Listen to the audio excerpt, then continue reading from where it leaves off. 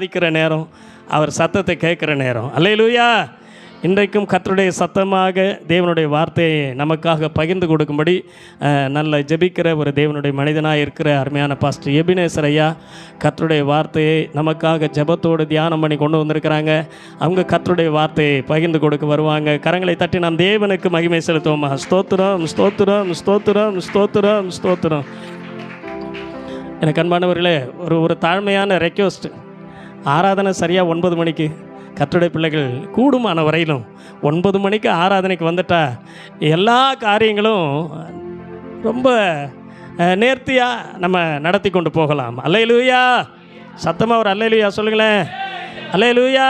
சரி, ஆராதனையை நேரத்தோடு கொடுத்துடணுன்னு பார்த்தா கொஞ்சம் பேர் இருக்கிறோம். அதனால் ஆராதனை நடத்துகிறவர் சோர்ந்து போயிடுவார். நான் கொஞ்சம் ஜெபம் பண்ணிவிட்டு கொஞ்சம் நேரம் கழித்து தான் கொடுக்குறேன். அதனால் 9 மணிக்கு வந்துட்டா ஆராதனையை ஒரு ஜெபம் பண்ணிவிட்டு ஆராதனையை ஃபுல்லாக 1 மணி நேரம் நல்லா ஆராதிக்கலாம். அல்லேலூயா. எல்லா பகுதிகளுக்கும் ஆண்டவர் ஒரு நல்ல நேரத்தை நமக்கு கொடுத்து நடத்துவார். திருப்தியாக தேவன் நடத்துவார். அல்லேலூயா. ஆனாலும் கர்த்தருடைய வார்த்தை நம்ம மத்தியில் ஜெபத்தோடு அருமையான தேவனுடைய தாசன் கொண்டு வந்திருக்கிறாங்க. எவ்வளவு நேரம் போதோ எனக்கு தெரியாது. அல்லேலூயா சொல்லுங்கள். திருப்தியாக கேட்போம் கர்த்தருடைய வார்த்தையை. நமக்காக அருமையான பாஸ்டர் எபி ஐயா கர்த்தருடைய வார்த்தையை கொடுப்பார். Thank you Lord. சர்வ வல்லமையுள்ள தேவனே, இந்த நாளில் நம்முடைய வார்த்தையின் மூலம் எங்களோட பேசுங்க. Thank you Jesus. சர்வ வல்லமையுள்ள தேவன், இந்த நாளில் எங்கள் மத்தியில் நீங்கள் அசைவாடும்படியாக நாங்கள் ஜெபிக்கிறோம். Praise Jesus. Glory to God. ஆண்டவரே, உம்முடைய வார்த்தைக்கு விரோதமாக செயல்படுகிற எல்லா தீய ஆவிகளையும் இயேசுவின் நாமத்தில் நிர்மூலமாக்கி ஜெபிக்கிறோம். இந்த நேம் ஆஃப் ஜீசஸ். அந்தகார கிரியைகள், வானமன்றின் கிரியைகள் எல்லாவற்றையும் தேவன் அப்புறப்படுத்துவீராக. உடைய வார்த்தைக்கு விரோதமாக போராடுகிற, தடை செய்கிற எல்லா அசுத்தாவிகளையும் அந்தகார கிரிகளையும் இயேசுவின் நாமத்தில் நிர்மூலமாக்கி ஜெபிக்கிறேன். இந்த name of Jesus. Glory to God. சர்வ வல்லமையுள்ள தேவன், இங்கே இருக்கிற ஒவ்வொருவரையும் தேவன் பேர் பேராக நீங்கள் ஆசீர்வதிங்க. Thank you Jesus. நன்றி ஆண்டவரே, ஸ்தோத்திரம். உடைய நாமத்தை மகிமைப்படுத்துங்க, பெரிய காரியத்தை செய்யுங்க. துதிகன மகிமை எல்லாவற்றும் உமைக்கே செலுத்துகிறேன். இயேசுவின் இனிய நாமத்தில் ஜெபிக்கிறேன் ஜீவனுள்ள நல்ல பிதாவே, ஆமென். ஆண்டவராகிய இயேசு கிறிஸ்துவின் இனிய நாமத்திலே எனது அன்பின் வாழ்த்துதலை இந்த நேரத்திலே உங்கள் ஒவ்வொருவருக்கும் தெரிவித்துக் கொள்கிறேன். இந்த நேரத்தில் உங்களை பார்க்கதிலே எனக்கு மிகவும் சந்தோஷம். இந்த நாள் தியானத்திற்காக நாம் ஒரு வேத பகுதி எடுத்துக்கொள்கிறோம். ஆதியாகமத்தின் புத்தகம் 22வது அதிகாரம், அதிலே 1வது வசனத்தை நாம் எடுத்துக்கொள்ளலாம். ஆதியாகமத்தின் புத்தகம் 22வது அதிகாரம், அதிலே 1வது வசனத்திலே நாம் இப்படியாக வாசிக்கிறோம். இந்த காரியங்கள் நடந்த பின்பு தேவன் ஆபிரகாமை சோதித்தார். எப்படியெனில், அவர் அவனை நோக்கி ஆபிரகாமே என்றார். அவன் இதோ அடியேன் என்றான். நாம் வாசித்த இந்த ஆதியாகமத்தின் புத்தகம் 22வது அதிகாரம், இந்த 1வது வசனத்தின் 2வது வரியிலே நாம் அங்கே வாசிக்கிறோம், தேவன் ஆபிரகாமை சோதித்தார். நம்முடைய ஆண்டவர் நம்முடைய வாழ்க்கையை அவர் சோதித்து பார்க்கிறார். நம்முடைய ஜீவியத்தை நம்முடைய ஆண்டவர் சோதித்து பார்க்கிறார். நம்முடைய விசுவாசத்தை தேவன் சோதித்து பார்க்கிறார். நம்முடைய பரிசுத்தத்தை தேவன் சோதித்து பார்க்கிறார். நம்முடைய ஒவ்வொரு அசைவையும், நம்முடைய காரியங்கள் ஒவ்வொன்றையும் தேவன் சோதித்து பார்க்கிறார். அவர் அதை ஆராய்ந்து பார்க்கிறார்.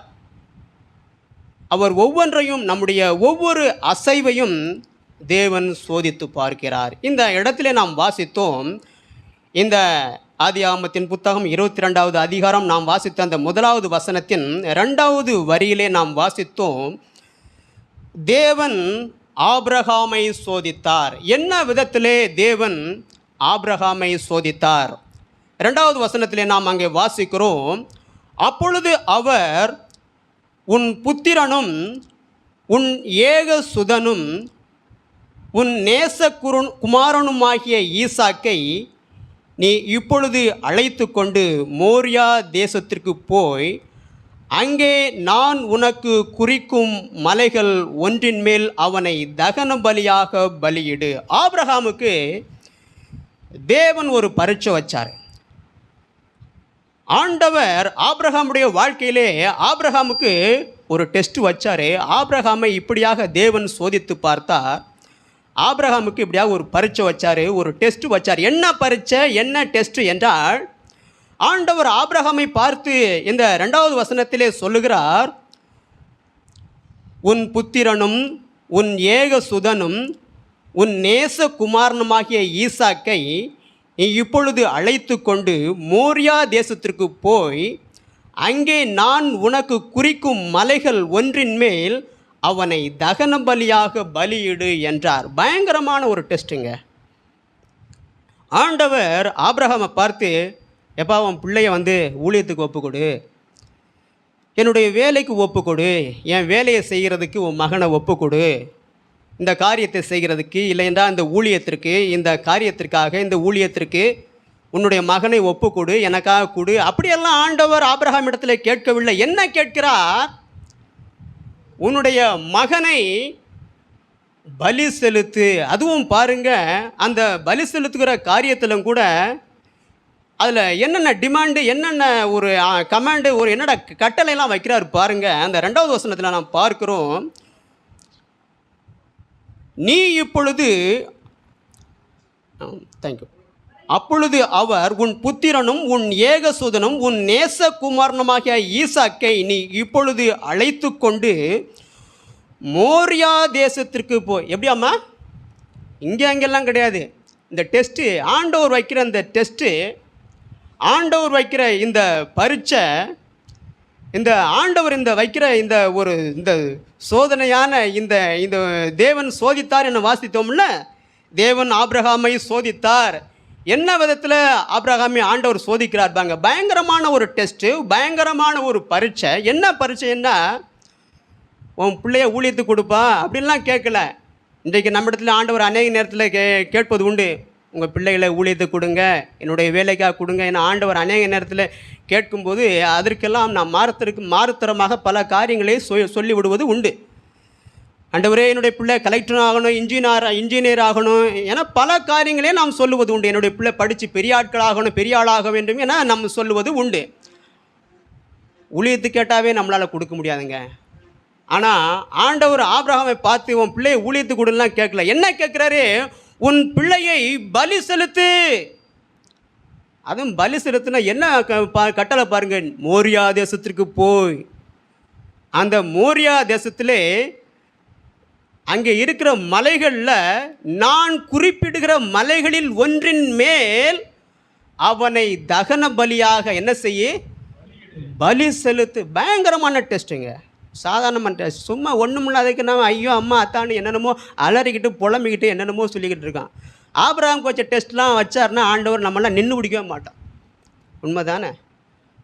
ஆபிரகாமுக்கு வச்ச டெஸ்ட்டு பயங்கரமான டெஸ்ட்டு. இவ்வளவு வேதம் வசனம், எவ்வளோ கமாண்ட்ரிஸு, எவ்வளவோ வார்த்தைகள், வேர்ட் ஆஃப் காட், தேவனுடைய வார்த்தை எவ்வளோ நம்முடைய கையில் இருக்குது.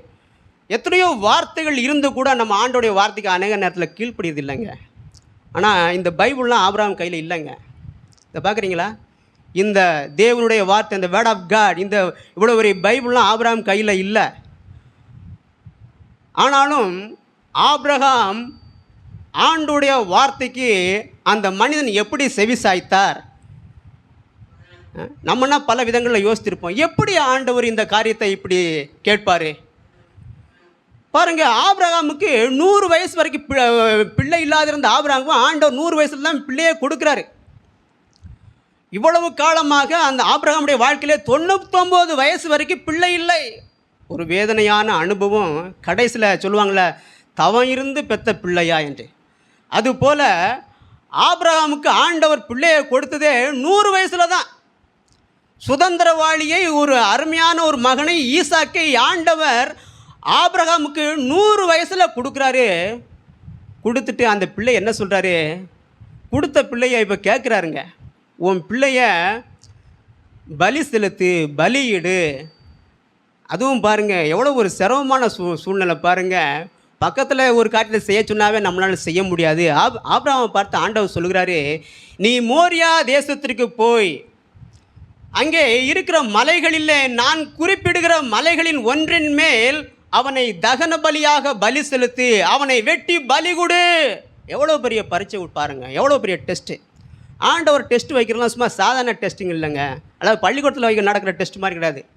பள்ளிக்கூடத்தில் நடக்கிற டெஸ்ட்லாம் ஒவ்வொருவருக்கும் எல்லாருக்கும் ஒரே மாதிரியான டெஸ்ட்டு. பள்ளிக்கூடத்தில் வந்து பார்த்திங்கன்னா மாணவர்களுக்கு எல்லாருக்கும் ஒரே விதமான பரீட்சை, எல்லாருக்கும் ஒரே விதமான டெஸ்ட்டு. ஆனால் ஆண்டவர் நம்முடைய வாழ்க்கையில் வைக்கிற பரீட்சை, நம்முடைய வாழ்க்கையிலே தேவன் வைக்கிற சோதனை ஒவ்வொருவருக்கும் ஒவ்வொரு விதமாக இருக்கிறது.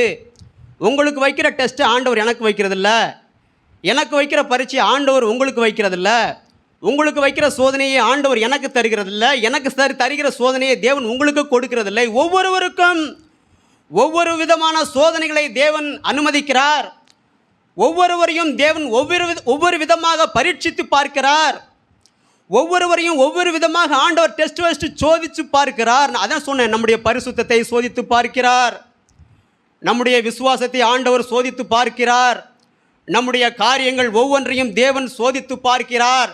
நம்முடைய வாழ்க்கை எப்படி இருக்கிறது, நம்முடைய ஜீவியம் எப்படி இருக்கிறது, நம்முடைய செயல்பாடுகள் ஒவ்வொன்றையும் தேவன் சோதித்து பார்க்கிறார். Praise God. அப்போ நம்மனா என்ன நினச்சிருப்போம், எப்படி ஆண்டவர் இப்படி சொல்லுவார்? பிள்ளை இல்லாத இருந்த எனக்கு 100 வயசில் ஆண்டவர் பிள்ளையை கொடுத்துருக்கிறாரு. பிள்ளையை கொடுத்த ஆண்டவர் எப்படி இந்த பிள்ளையை கொண்டு போய் வெட்டி பலி கொடுன்னு இப்படி சொல்லுவாரா? அப்படி சொல்லவே மாட்டார். இதை வேற ஏதோ அசுத்தாவிதான் பேசிக்கிட்டு இருக்குது. அதனால பொல்லாத சாத்தானே போ அப்படின்னு நம்மனா என்ன செஞ்சிருவோம், சொல்லிடுவோம். ஆனால் ஆபிரகாம் அப்படியெல்லாம் சொல்லலைங்க. ஏன் ஆபிரகாம் அப்படி சொல்லலை? அதற்கு காரணம் என்ன? ஆபிரகாம் அப்படி சொல்லாததுக்கு காரணம் என்ன? ஆபிரகாமுக்கு தெரியும் இது தேவனுடைய வார்த்தை. ஆபிரகாம் அதிகமாக ஆண்டவரோடு பேசிய ஒரு மனிதன், ஆண்டவருடைய குரலை நன்றாக ஒரு கேட்ட மனிதன் தான் ஆபிரகாம். ஆபிரகாமுக்கு தெரியுங்க ஆண்டவருடைய குரல் எப்படி இருக்கும், பாஸ்டருடைய குரல் எப்படி இருக்கும், ஆண்டவருடைய குரல் எப்படி இருக்கும் என்பது தெரிந்த வண்ணமாக ஆபிரகாமுக்கு நன்றாகவே தெரியும். மனிதர்கள் பேசுகிற வார்த்தை எப்படி இருக்கிறது, தேவையில்லாத குரல்கள் வருகிற சத்தம் எப்படி இருக்கும், தேவனுடைய சத்தம் எப்படி இருக்கும் என்பதை ஆபிரகாம் நன்றாக அறிந்திருந்தார். ஆண்டவருடைய குரலுக்கும் மற்ற குரல்களுக்கும் ஆபிரகாமுக்கு வித்தியாசம் தெரியும். எனவே அவர் தெளிவான ஒரு முடிவெடுக்கிறார். இதை சொல்லுகிறவர் தேவன், சர்வ வல்லமையுள்ள தேவன் என்னோடு பேசிக்கொண்டிருக்கிறார். சர்வ வல்லமையுள்ள தேவன் என்னை ஆராய்ந்து பார்க்கிறார். இப்படிப்பட்ட காரியத்திற்கு தேவன் சொல்லுகிற இந்த காரியத்திற்கு நான் உடன்படுவேன், அவருடைய வார்த்தைக்கு நான் செவிசாய்ப்பேன். என்னுடைய வாழ்க்கையில் எவ்வளவு நஷ்டங்கள் வந்தாலும் நான் ஆண்டவருடைய வார்த்தைக்கு நிச்சயமாய் செவிசாய்ப்பேன் என்று சொல்லி அவர் சரியான முடிவின் பாதையிலே கடந்து வருகிறார். இப்படிப்பட்ட வேதனையான நேரத்தில், இவ்வளவு ஒரு சோதனையான நேரத்தில் நாம் என்ன செஞ்சிருப்போம்னா உட்கார்ந்து அழுது கொண்டு புலம்பிக் கொண்டு இருக்கிற சூழ்நிலை கடந்து வரும். 99 வயசு வரைக்கும் ஆபிரகாம் பிள்ளையே இல்லைங்க. பிள்ளை இல்லாமல் எவ்வளவோ வேதனை அந்த மனிதனுடைய வாழ்க்கையில், எவ்வளவோ சோதனை, எவ்வளவோ மனவேதனை. அப்படிப்பட்ட காலகட்டத்தில் 100வது வயசில் ஆண்டவர் ஒரு அருமையான மகனை கொடுக்கிறார். அந்த மகனை இப்போ ஆண்டவர் எப்பா அந்த பிள்ளையை கொண்டு போய் பலி செலுத்துப்பா என சொல்கிறார். நம்மளாம் தான் என்ன கேட்டிருப்போம், என்ன சொல்லியிருப்போம், ஏன் ஆண்டவரே இந்த பிள்ளையை கொடுத்தீங்க, இந்த பிள்ளையை கொடுத்ததுக்கு கொடுக்காமே இருந்திருக்கலாமே, இதை ஏன் கொடுக்கணும், ஏன் கேட்கணும், இதை நீங்கள் கொடுத்ததுக்கு கொடுக்காம இருந்திருக்கலாமே, நீங்கள் கொடுக்காமல் இருந்தால் கூட நான் அமைதியாக இருந்திருப்பேன், நீங்கள் பிள்ளையை ஏன் கொடுக்கணும், இப்போ பிள்ளையை கொடுத்துட்டு இப்போ பிள்ளையை போய் வெட்டி பலி கொடுன்னு சொல்கிறீங்களே, இது ஏன் ஆண்டவரே, இவ்வளோ பெரிய சோதனை எனக்கு ஏன் என்று பல கேள்விகளை நாம் கேட்போம். அழுது புலம்புவோம், தலையில் முக்காடை போட்டுக்கொண்டு வேதனையோடு உட்கார்ந்து கொண்டு இருப்போம், அழுவோம், கண்ணீர் வடிப்போம், துக்கம் தொண்டை அடைக்குதையா என்றதெல்லாம் சொல்லி கொண்டு இருப்போம், புலம்பிக் கொண்டு இருப்போம். ஒரு சிலர் நினைக்கிறாங்க நாங்கள் ஆண்டவர் சொன்னால் செய்ய மாட்டோம், ஆண்டவர் சொன்னால் நாங்கள் சாமானியமாக அசைய மாட்டோம், அவர் சொன்னால் சொல்லிக்கிட்டே இருக்கிட்டு போட்டோம், நாங்கள் கேட்குறதான் கேட்போம், எல்லாத்தையும் நாங்கள் கேட்க மாட்டோம் அப்படிங்கிறீங்களா? ஆண்டோடைய வார்த்தையை கேட்பதனால எவ்வளோ பெரிய ஆசீர்வாதங்கள் வருகிறது என்பதை பின்பு நாம் வாசிக்க இருக்கிறோம். அந்த நேரத்தில் அவ்வளவு வேதனையான சூழ்நிலையை ஆபிரகாம் என்ன தெரியுமா செய்தார், இந்த ஆதியாகமத்தின் புத்தகம் 22வது அதிகாரம் 3வது வசனத்திலே நாம் அங்கே வாசிக்கிறோம், ஆபிரகாம் அதிகாலையில் எழுந்து. Praise God.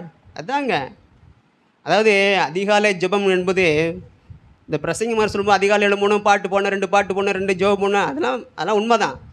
இவ்வளவு பாரமான நேரத்திலும், இவ்வளவு வேதனை நிறைந்த ஒரு நேரம், பயங்கரமான சோர்வு, நல்ல காலத்திலே நம்ம அதிகாலையில் எழும்புறது இல்லைங்க. நல்லா சந்தோஷமாக நிம்மதியாக அமைதியாக இருக்கிற காலத்திலே நம்ம அதிகாலையில் எழும்ப முடியவில்லை. சோர்வு, டயர்டு, அசதி, என்னால் முடியலைங்க. பல காரணங்களே சொல்லுகிறோம். என்னால் அதிகாலையில் எழும்ப முடியல, ரொம்ப டயர்டாக இருக்கு, நான் நேற்று ராத்திரி லேட்டாக தான் படுத்தேன், ரொம்ப அசதி, அதனால் என்னால் அதிகாலையில் எழும்ப முடியல என்று பல காரணங்களை நாம் சொல்லுகிறோம். ஆனால் டயர்டாக இருக்கும்போதே எந்திரிக்க மாட்டேங்கிறோம். அப்படி இருக்கும்போது ஒரு வேதனையான நேரம், சொல்லுவாங்களே துக்கம் தொண்டை அடைக்குதையா என்று, அப்படிப்பட்ட நேரத்தில் நம்மால் எந்திரிக்க முடியுமா, எழும்ப முடியுமா? வாய்ப்புகள் இல்லை. ஆனால் பாருங்கள், ஆபிரகாம் அவ்வளவு பெரிய வேதனையாய் நிறைந்த நேரத்திலும், அவ்வளவு சோதனை நிறைந்த நேரத்திலும், துக்கம் நிறைந்த நேரத்திலும் ஆபிரகாம் என்ன செய்தாராம்? இந்த 3வது வசனத்திலே நாம் வாசிக்கிறோம், ஆபிரகாம் அதிகாலையில் எழுந்து. இந்த morning prayer very very important, மிகவும் முக்கியமான ஒன்றுங்க அதிகாலையில் எழும்புறது. அதிகாலையிலே எழும்புகிற மனிதர்கள் தேவன் வைக்கிற சோதனையிலே ஜெயம் பெறுகிறார்கள். அதிகாலையிலே எழும்புகிறவர்கள் தேவன் வைக்கிற பரீட்சையிலே வெற்றி பெறுகிறார்கள்.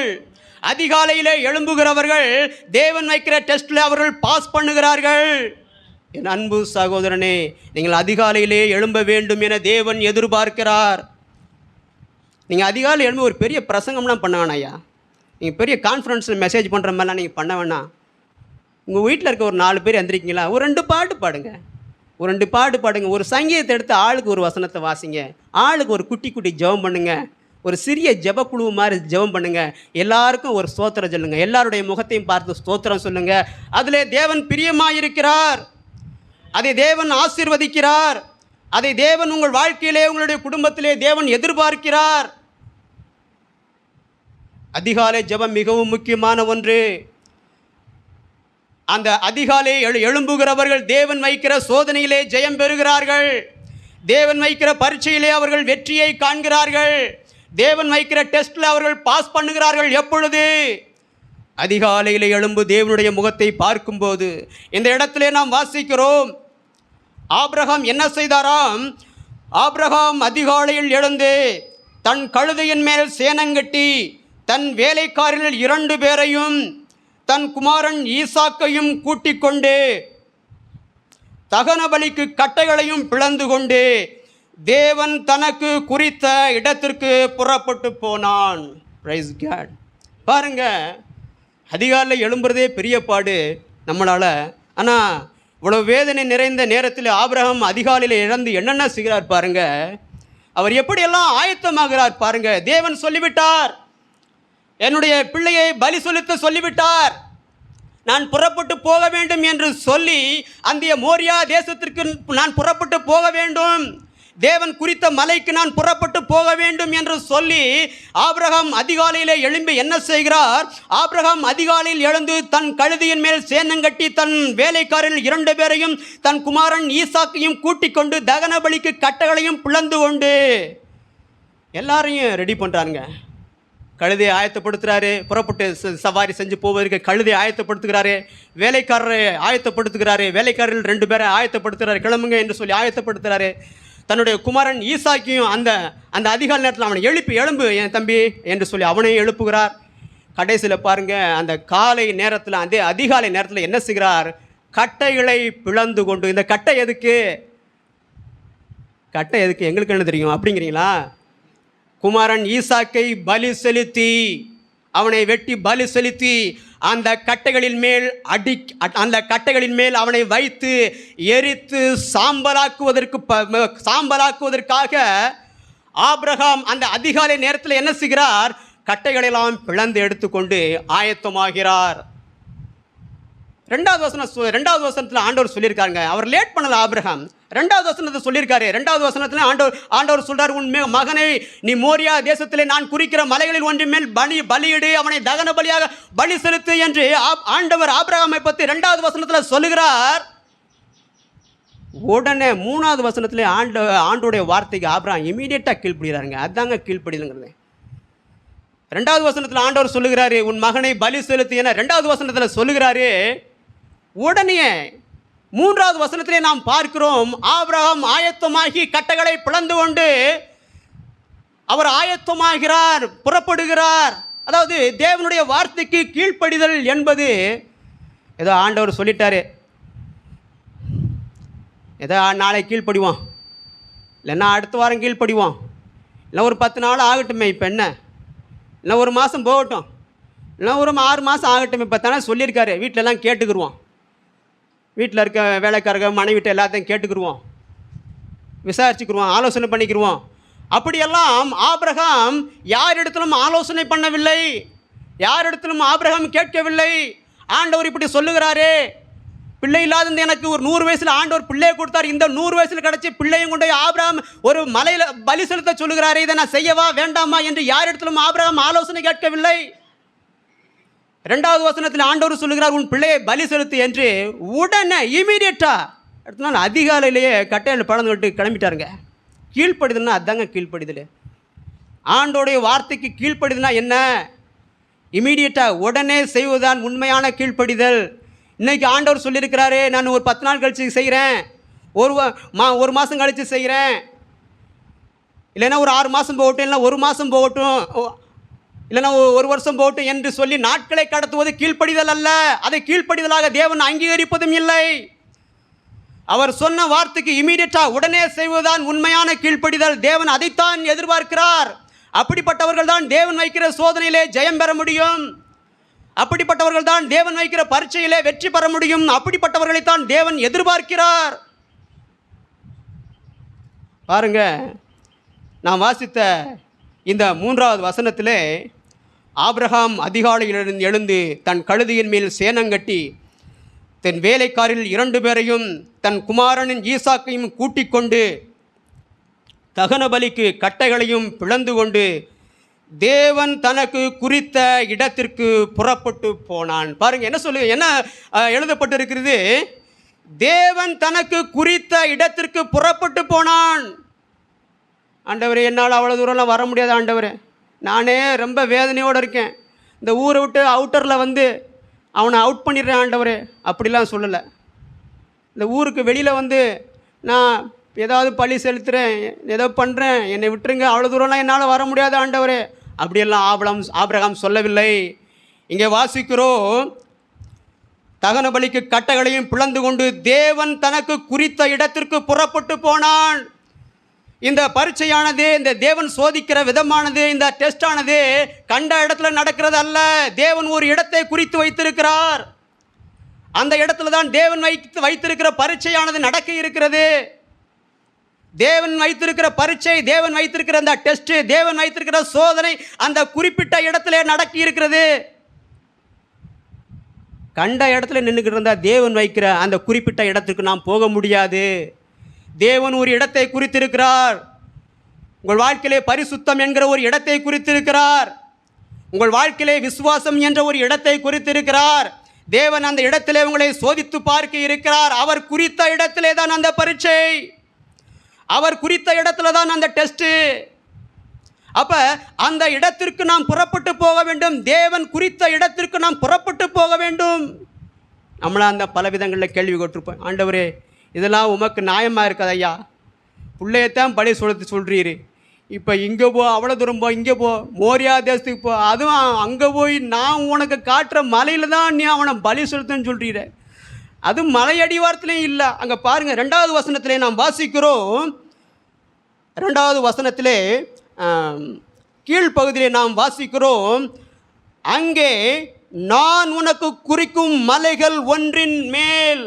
அந்த டெஸ்ட்டை, அந்த பரீட்சையை, அந்த சோதனையை அடிவாரத்தில் அல்ல, மேலே வச்சு டெஸ்ட் பண்ணுறாரு. அந்த மலையின் உயரத்தில் வச்சு அவனை கொண்டு போய் அவனை டெஸ்ட் பண்ணுறாரு.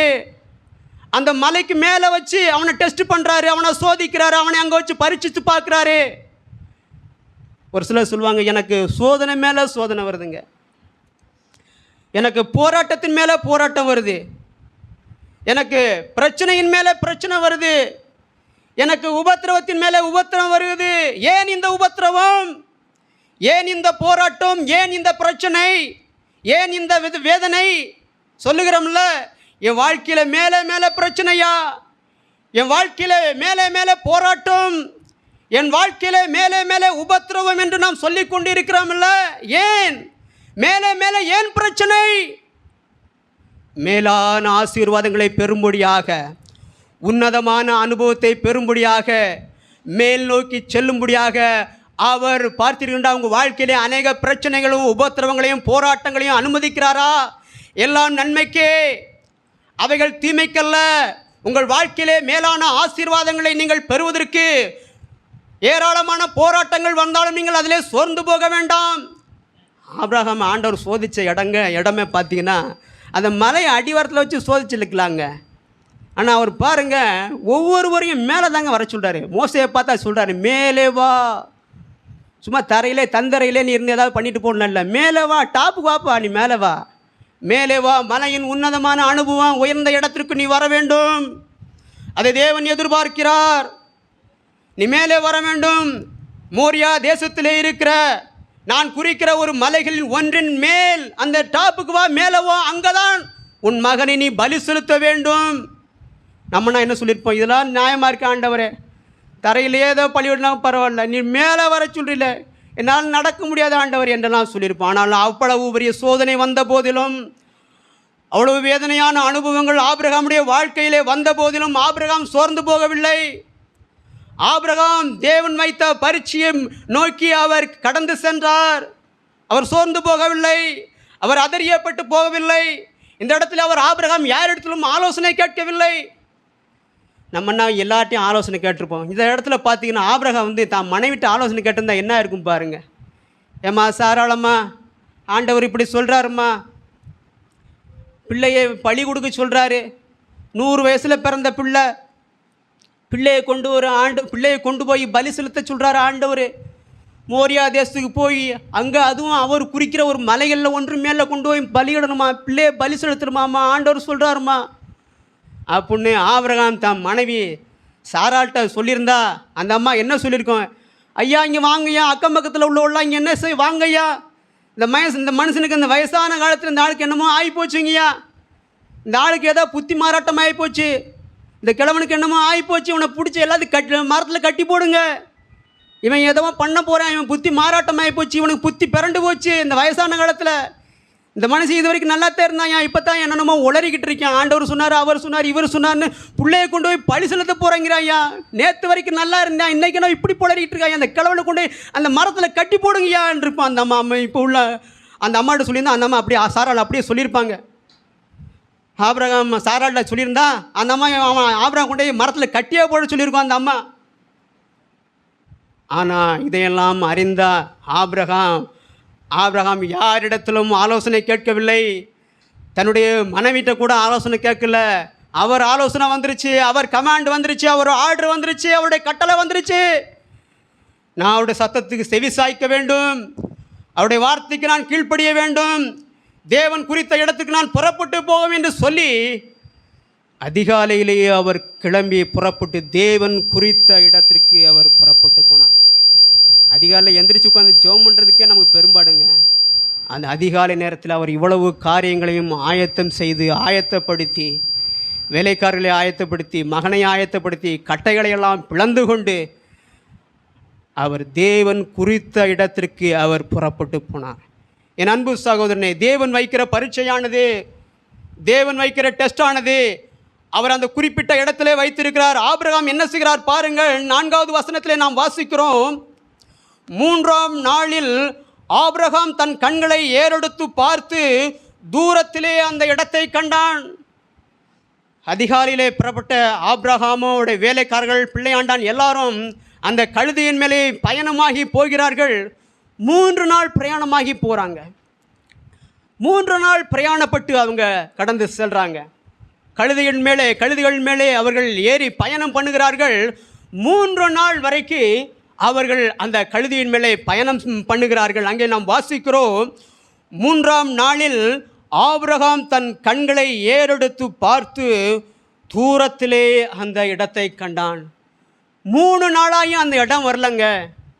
தேவன் குறித்த அந்த மோரியா தேசம், தேவன் குறித்த அந்த மோரியா தேசத்தில் உள்ள அந்த குறிப்பிட்ட மலை 3 நாள் பிரயாணப்பட்டும் ஆபிரகாம் 3 நாட்கள் பிரயாணப்பட்டு அவர் பிரயாணம் பண்ணி 3 நாட்கள் ஆகியும் ஆபிரகாமால் அந்த இடத்தை தொட முடியவில்லை.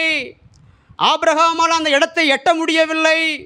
3 நாட்கள் ஆகியும் ஆபிரகாம் சொல்லுகிறார், 3 நாட்கள் ஆன பின்பு அவர் சொல்லுகிறார், அந்த இடம் தூரத்திலே தெரிகிறது. 3 நாட்கள் ஆகியும் வரவில்லை. 3 நாட்கள் ஆன பின்பும் அந்த இடம் எப்படி தெரிகிறதாம்? தூரத்தில் தான் தெரிகிறதாம். அவ்வளவு தொலை தூரம். எவ்வளவு வேதனையான காரியம் பாருங்க, எவ்வளவு வேதனை. காரில் போகிறவங்களே என்னென்னமோ சொல்கிறாங்க, கை கால் வலிக்குது, இடுப்பு வலிக்குது, உடம்பு வலிக்குது, என்னென்னமோ சொல்கிறாங்க. காரில் போகிறவங்களே என்னென்னமோ சொல்கிறாங்க. ஆனால் அந்த ஆபிரகாம் 3 நாட்கள் வரைக்கும் கழுதையின் மேலே உட்கார்ந்து சவாரி செய்து போகும்போது எவ்வளோ வேதனையாக இருக்கும். உடலெல்லாம் எவ்வளோ வேதனையாக இருக்கும், இடுப்பெல்லாம் எவ்வளோ வேதனை, எவ்வளோ வலி, எவ்வளவு சோர்வோடு இருந்திருப்பார். ஒரு பக்கம் மன வேதனை, உள்ளத்திலே குமுறர்கள், ஐயோ என் மகனை பலி செலுத்த போகிறனே, என் பிள்ளைய பலி செலுத்த போகிறனே, என் பெத்த பிள்ளைய நான் பலி செலுத்த போகிறனே, ஆசையாக பெற்று வளர்த்த பிள்ளைய நான் பலி செலுத்த போகிறனே, இந்த 100 வயசில் கிடைச்ச பிள்ளையை நான் பலி செலுத்த போகிறேனே என்கிற வேதனை ஒரு பக்கம். இன்னொரு பக்கம் 3 நாட்கள் ஆகியும் அந்த இடம் இன்னும் வரவில்லையே என்கிற வேதனை இன்னொரு பக்கம். சரீரத்திலே ஒரு பக்கம் வேதனை, மனதிலே இன்னொரு பக்கம் வேதனை. பல வேதனையின் மத்தியிலும் அவர் அந்த இடத்தை நோக்கி பயணம் செய்தார். அங்கே நாம் வாசிக்கிறோம், 3ஆம் நாளில் ஆபிரகாம் தன் கண்களை ஏறெடுத்து பார்த்து தூரத்திலே அந்த இடத்தை கண்டான். 3 நாள் பிரயாணங்க. தேவன் வைக்கிற அந்த டெஸ்ட்டு சாதாரணமானதல்ல, பக்கத்தில் அல்ல. எனக்கு பக்கத்திலே நடக்கட்டும், என் வீட்டுக்கு பக்கத்திலே சர்ச் இருந்தால் நல்லா இருக்குமே, இல்லைனா என் வீட்டுக்கு உள்ளேயே சர்ச் இருந்தால் நல்லா இருக்குமே. இல்லை, தொலை தூரத்திலே தேவன் வைக்கிற ஆசீர்வாதங்கள் உண்டு. தேவன் வைக்கிற உன்னதமான ஆசீர்வாதங்கள், தேவன் வைக்கிற உன்னதமான அனுபவங்கள், தேவன் வைக்கிற பரீட்சை அது அருகிலே அல்ல, தொலை தூரத்திலே தேவன் உங்களை சோதித்து அறிய அவர் விரும்புகிறார். உன்னதமான ஆசீர்வாதங்களை தேவன் நமக்கு கொடுக்க இருக்கிறார். பக்கத்தில் இருக்கிற சர்ச்சுக்கே வர்றதுக்கு இவ்வளவோ சிரமப்படுறோம். இந்த வாரம் வந்தால் அடுத்த வாரம் லீவு போட்டுறோம், அடுத்த வாரம் ஆப்சண்ட்டு, இந்த வாரம் போயாச்சு அடுத்த வாரம் லீவு என்று. ஒரு வாரம் வந்தோம்னா அடுத்த வாரம் லீவு, அடுத்த வாரம் போயாச்சுன்னா அதுக்கு அடுத்த வாரம் லீவு என ஒவ்வொரு வாரமும் இடைப்ப நாம் ஆப்சண்ட் ஆகி விடுகிறோம். இயேசுநாதரையே ஆப்சண்ட் ஆக்கி விட்டுறோம், இயேசுநாதருக்கே ஆப்சண்ட் போடுகிறோம், ஆலயத்துக்கு ஆப்சண்ட் போடுகிறோம். இங்கே பாருங்கள், இவ்வளவு தொலை தூரத்திலே உள்ள அந்த இடத்தை நோக்கி ஆபிரகாம் 3 நாட்கள் ஆகியும் பிரயாணம் பட்டும் அந்த இடம் வரவில்லை. ஆனாலும் அவர் சோர்ந்து போகவில்லை.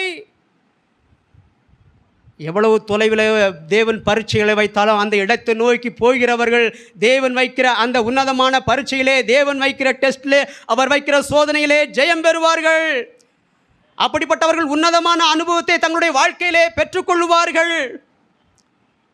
அடுத்த வசனத்திலே நாம் வாசிக்கிறோம், 5வது வசனத்திலே வாசிக்கிறோம், அப்பொழுது ஆபிரகாம் தன் வேலைக்காரரை நோக்கி, நீங்கள் இங்கே கழுதையை நிறுத்தி இங்கே காத்திருங்கள். 3 நாட்கள் ஆகிறது. அந்த இடம் தூரத்திலே தெரிகிறது. தேவன் குறித்த அந்த மோரியா தேசம், தேவன் குறித்த அந்த மலை தூரத்திலே தெரிகிறது. அப்பொழுது ஆபிரகாம் சொல்லுகிறார், வேலைக்காரரை பார்த்து சொல்லுகிறார், நீங்கள் கழுதையை இங்கே நிறுத்தி இங்கே காத்திருங்கள், நானும் பிள்ளையாண்டானும் அவ்விடம் மட்டும் போய் தொழுது கொண்டு வருகிறோம். என் அன்பு சகோதரனே, 3 நாள் பிரயாணம் பண்ணின வேலைக்காரங்கய்யா. அதிகாலை நேரத்தில் கிளம்பி வர்ற அந்த வேலைக்காரர்கள், ஆபிரகாமோடு அந்த வேலைக்காரர்கள் 3 நாட்களாக பிரயாணம் பண்ணி வருகிறாங்க. 3 நாள் ஆபிரகாமோடு வருகிறாங்க. ஆனால் தேவன் குறித்த இடத்திற்கு, தேவன் வைத்திருக்கிற அந்த சோதனை நிறைந்த அந்த இடத்திற்கு அந்த வேலைக்காரர்களால் அவர்களால் வர முடியவில்லை. ஆபிரகாம் சொல்லுகிறார், நீங்கள் இங்கே கழுதையை நிறுத்தி இங்கே காத்திருங்கள், கழுதையை நிறுத்தி இங்கே காத்திருங்கள். வேலைக்காரர்களால் அந்த இடத்தை நோக்கி செல்ல முடியவில்லை. நீங்கள் யாராக இருக்கீங்க? நீங்கள் ஆண்டவருடைய குமாரனாக குமாரத்தியாக இருக்கும்போது அவரோடு கடைசி வரை நீங்கள் பயணம் செய்வீர்கள். அவரோடு கூட நீங்கள் ஆளுகை செய்வீர்கள். உன்னதமான அனுபவத்தை உங்களால் பெற்றுக்கொள்ள முடியும். தேவனோடு கடந்து செல்ல வேண்டுமென்றால், தேவனோடு நீங்கள் நடந்து செல்ல வேண்டுமென்றால், நீங்கள் தேவனுடைய பிள்ளைகளாக இருக்க வேண்டும். தேவனுடைய குமாரராக, தேவனுடைய குமாரத்திகளாக நீங்கள் இருக்கும்போது நீங்கள் அந்த இடத்தை நோக்கி நீங்கள் பயணம் செய்யலாம். நீங்கள் வேலைக்காரராக இருந்தால் கடைசி வரை அவரோடு பயணம் செய்ய முடியாது. என் அன்பு சகோதரனே, சகோதரி, நீங்கள் யாராக இருக்கிறீர்கள்? அவருடைய பிள்ளைகளாக அவருடைய அனுபவத்திற்குள்ளே நீங்கள் கடந்து வருகிறீர்களா? இல்லைன்னா நான் அவருடைய வேலைக்காரன் மாத்திரம்தான் இருக்கிறேன், கூலியை வாங்குகிற வேலைக்காரனாக தான் நான் இருக்கிறேன், கூலியை வாங்குகிற வேலைக்காரியாகத்தான் நான் இருக்கிறேன் என்று நீங்கள் சொல்லுகிறீர்களா? நீங்கள் யாராக இருக்கிறீர்கள்? Who are you? நீங்கள் யாராக இருக்கிறீர்கள்? நீங்கள் அவருடைய வேலைக்காரராக இருந்தால் கடைசி வரை அவரோடு பயணம் செய்ய முடியாது. அவர் வைக்கிற, தேவன் வைக்கிற அந்த டெஸ்ட், அந்த உன்னதமான அனுபவங்கள், அந்த பரீட்சை நடக்கிற இடத்தை பார்க்க முடியாது. அதற்கு பார்ப்பதற்கு வாய்ப்பில்லை. வேலைக்காரருக்கு சோதனை இல்லைங்க, வேலைக்காரருக்கு பரீட்சை இல்லை, வேலைக்காரனுக்கு டெஸ்ட் இல்லை. அவருடைய குமாரனுக்கு தான் டெஸ்ட்டு, அவருடைய குமாரத்திகளுக்கு தான் பரீட்சை. ஆபிரகாம் சொல்லுகிறார் வேலைக்காரர்களை பார்த்து, நீங்கள் கழுதி இங்கே நிறுத்தி காத்திருங்கள், இந்த இடத்திலே நிறுங்கள். நான் அநேக நேரத்தில் ஆண்டவரிடத்திலே சொல்லுவது, ஆண்டவரே, வேலைக்காரரை போல நான் கூலி வாங்கிட்டு போகிற மனுஷனாக இருக்கக்கூடாதுப்பா. இந்த ஒரு சில மனிதர்கள் கொடுக்குற இந்த ரூபாயெல்லாம் எனக்கு வேண்டாம், எனக்கு வேண்டவே வேண்டாம். அது 2 நாள் செலவுக்கு தான் ஆகும், அது எனக்கு வேண்டாம்.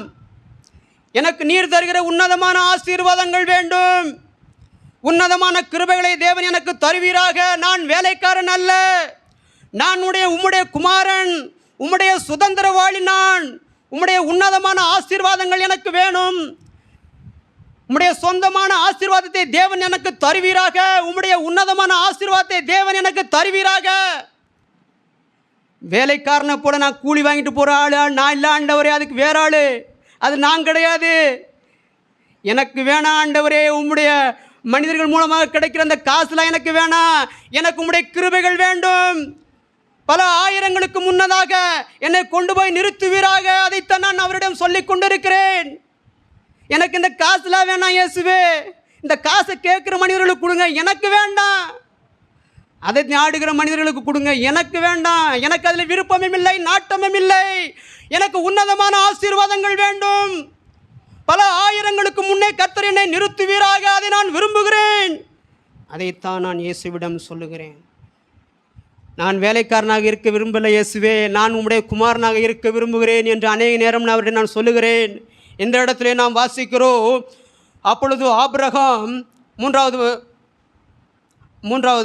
5வது வசனத்திலே நாம் வாசிக்கிறோம், அப்பொழுது ஆபிரகாம் தன் வேலைக்காரரை நோக்கி, நீங்கள் கழுதையை நிறுத்தி இங்கே காத்திருங்கள், நானும் பிள்ளையாண்டானும் அவ்விடம் மட்டும் போய் தொழுது கொண்டு உங்களிடத்துக்கு வருவோம் என்றான். நம்மளாம் என்ன செஞ்சுருப்போம்? வேலைக்காரன் கையோடையே கூட்டிகிட்டே போயிருப்பான். ஏன் தெரியுமா? நம்ம மூளையே வித்தியாசமாக செயல்படும். சரி, வேலைக்காரனை கூட்டிக்கிட்டே கையோடு போவோம். வேலைக்காரனை கூட்டி போனால் அதில் ஒரு நன்மை இருக்குது. கூட்டிக்கிட்டு அந்த 2 பேரையும், அந்த வேலைக்கார பையலுக்கு 2 பேரையும் கூட்டிக்கிட்டே போவோம். போய் அங்கே போய் பிள்ளையை கட்டி பலி கொடுக்குறது பாரு ஒரு ஆக்ஷன் பண்ணுவோம். அப்படி பண்ணும்போது வேலைக்காரங்க விட்டுற மாட்டானுங்க. என்னையா பிள்ளைய போய் என்னமோ கட்டுற, பிள்ளை என்ன பண்ணுற, வெட்ட போறியா, போயா அப்படின்னு வேலைக்காரங்க தடுத்துருவாங்க. அதனால பிள்ளையும் தப்பிச்சிரும், நம்மளும் பழிய வேலைக்காரங்க மேலே தூக்கி போட்டுருவோம். ஆண்டவரே, நான் என்ன செய்ய, நான் என்ன ஆண்டவரே செய்ய, நான் உன் பிள்ளைய பழி கொடுக்கணும் தான் வந்தேன். ஆனால் இந்த 2 வேலைக்கார பயலும் என்னை தடுத்து நிறுத்திட்டானுங்க, நான் ஒன்றும் செய்ய முடியலையே என்ன சொல்லி நான் அவனுக்கு மேலே பழியை தூக்கி போட்டுடலாம் அப்படின்னு சொல்லி நம்மளாக இருந்தால் என்ன செஞ்சுருப்போம்? வேலைக்காரனை கையோட கூடவே என்ன செய்வோம்? கூட்டிக்கிட்டே போவோம். இன்றைக்கி உலக நாடுகளே நம்முடைய மூளையை பார்த்து ஆச்சரியப்படுதுங்க. இன்றைக்கி அமெரிக்காவே நம்முடைய மூளையை பார்த்து ஒரு சில நேரத்தில் ஆச்சரியப்படுற அளவுக்கு இருக்குது. இந்தியர்களுடைய மூளையை பார்த்து அமெரிக்கர்களே ஆச்சரியப்படக்கூடிய ஒன்றாக இருக்குது. What is this? இது என்ன அப்படிங்கிற நம்ம செய்கிற அந்த அந்த சுசியம் பார்த்தீங்கன்னா, இந்திய மக்கள் செய்கிற அந்த சுசியம், அதை பார்த்து அவர்கள் ஆச்சரியப்படக்கூடிய ஒன்றாக இருக்குது. அவன் பார்த்தா எவ்வளவோ ஞானம் நிறைந்த மனிதர்கள் அமெரிக்கன்ஸு எவ்வளவோ காரியங்களை செஞ்சுருக்காங்க. அப்படி இருந்த போதிலும் நாம் செய்கிற அந்த சுசியத்தை பார்த்து அவர்கள் மிகவும் ஆச்சரியப்படுகிறார்கள். What is this, oh wonderful the great, what அப்படிங்க, ஒன்றுமே தெரியல. எப்படி, வாட் இது சுசியம், திஸ் இஸ் சுசியம். ஓ சுசியம், யா யா யா, சரி ஓகே சுசியம். சுசியத்துக்குள்ளே எப்படி இந்த பாசிப்பயிறு போச்சு அப்படிங்கிறேன். இந்த சுசியம், இந்த என்ன, இந்த சுயமா சுசியமா, அதான் அந்த சுசியத்துக்குள்ளே, அந்த சுசியத்துக்குள்ளே எப்படி அந்த ஸ்வீட்டு போச்சு, எப்படி அந்த பாசிப்பயிறு எப்படி உள்ளே போச்சு.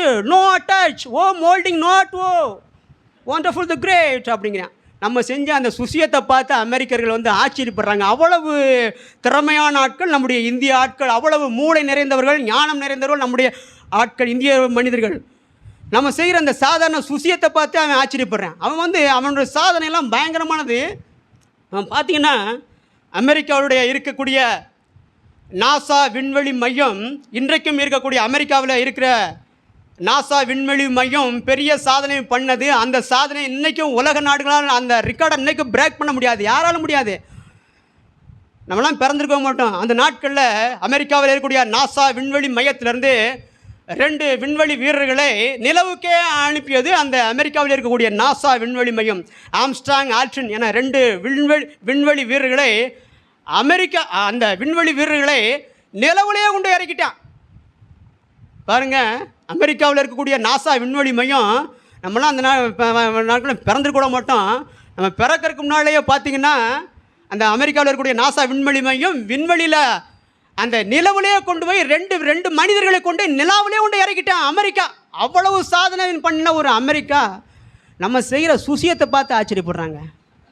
பாருங்கள், எவ்வளோ நம்முடைய மூளைகள், நம்முடைய மூளை எவ்வளவு காரியங்களாக இருக்குது பாருங்கள்.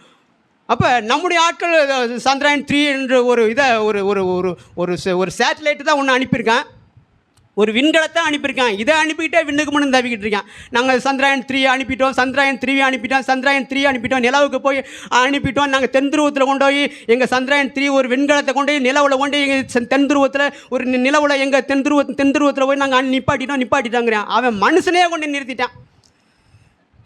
அவன் வந்து 2 பேரை மனுஷரையே கொண்டு அமெரிக்கா வந்து மனுஷரையே கொண்டு நிலாவில் நிறுத்திட்டான். ஆனால் அவன் பெருமை பாராட்டலை. ஆனால் நம்மளால் ஒன்றுமே பண்ணலை. ஒரு இவ்வளவு ஆண்ட்ராய்டு மொபைல்லேருந்து எவ்வளவோ லேப்டாப்லேருந்து எவ்வளவோ காரியங்கள் வந்த பிறகு இன்றைக்கி போய் ஏதோ பல நாடுகளுடைய அறிவை கேட்டு புத்தியை கேட்டு எவ்வளோ கேட்டு செஞ்சு இப்போ கொண்டு போய் அந்த நிலவில் கொண்டு போய் தென் துருவத்தில் கொண்டு போய் ஒரு விண்கலத்தை போய் தென் துருவத்தில் இறக்குனதுனால இதை நம்ம நாடு இந்தியா என்ன செய்யறா, பெருமை பாராட்டி நாங்கள் நிலவில் கொண்டு இறக்கிட்டேன்னு விண்ணுக்கு முன்னு தவிக்கிட்டு இருக்கான். ஆனால் அவ்வளவு சாதனை பண்ண அமெரிக்கா இன்றைக்கு வரைக்கும் ஒன்றும் பெருமை பாராட்டிக்கிற மாதிரி ஒன்றுமே இல்லாமல் அமைதியாக இருக்கிறேன். பாருங்கள், இந்த இடத்துல நாம் வாசிக்கிறோம், 5வது வசனத்திலே வாசிக்கிறோம், அப்பொழுது ஆபிரகாம் தன் வேலைக்காரரை நோக்கி, நீங்கள் கழுதையை நிறுத்தி இங்கே காத்திருங்கள், நானும் பிள்ளையாண்டானும் அவ்விடம் மட்டும் போய் தொழுது கொண்டு உங்களிடத்துக்கு திரும்பி வருவோம். பாருங்கள், எவ்வளோ பெரிய காரியம் பாருங்கள். பிள்ளையை போய் பலி செலுத்த போகிறார் ஆபிரகாம். கொஞ்ச நேரத்தில் பிள்ளையை வெட்டி பலி செலுத்தி அவனை கட்டையில் வைத்து எரித்து சாம்பலாக போகிற கடைசி நேரம், கடைசி தருணம். அந்த நேரத்தில் ஆபிரகாம் சொல்கிற காரியத்தை பாருங்கள். 5வது வசனத்தில் அந்த பின்பகுதியிலே நாம் வாசிக்கிறோம், நானும் பிள்ளையாண்டானும் அவ்விடம் மட்டும் போய் தொழுது கொண்டு உங்களிடத்திற்கு திரும்பி வருவோம். என்னங்க நம்பிக்கை, என்ன விசுவாசம். பிள்ளையை கொஞ்ச நேரத்தில் ஆபிரகாம் பலியிட போகிறாரு, பிள்ளையை வெட்டி பலி கொடுக்க போகிறாரு, பிள்ளை கொஞ்ச நேரத்தில் சாக போகிறான், பிள்ளையை கொஞ்ச நேரத்தில் எரித்து சாம்பலாக்க போகிறாரு. சாம்பலாக்கின பின்பு பிள்ளை எப்படிங்க வரும்? சாம்பலாக்கின பின்பு 2 பேராக எப்படி திரும்பி வர முடியும்? நாங்கள் உங்களிடத்துக்கு திரும்பி வருவோம், நாங்கள் உங்களிடத்துக்கு திரும்பி வருவோம் என எப்படி ஆபிரகாம் சொல்ல முடியும்? எப்படி சொல்ல முடியும்? என்ன விசுவாசம்? அதை தேவனுடைய ஆவியானவர் அதுக்குரிய விளக்கத்தை கொடுத்துருக்காரு பாருங்க. எபிரேயரில் நாம் ஒரு வசனத்தை வாசிக்கலாம். எபிரேயர் எழுதின நிருபம் 11வது அதிகாரம் 18வது வசனத்திலே நாம் அங்கே வாசிக்கிறோம்.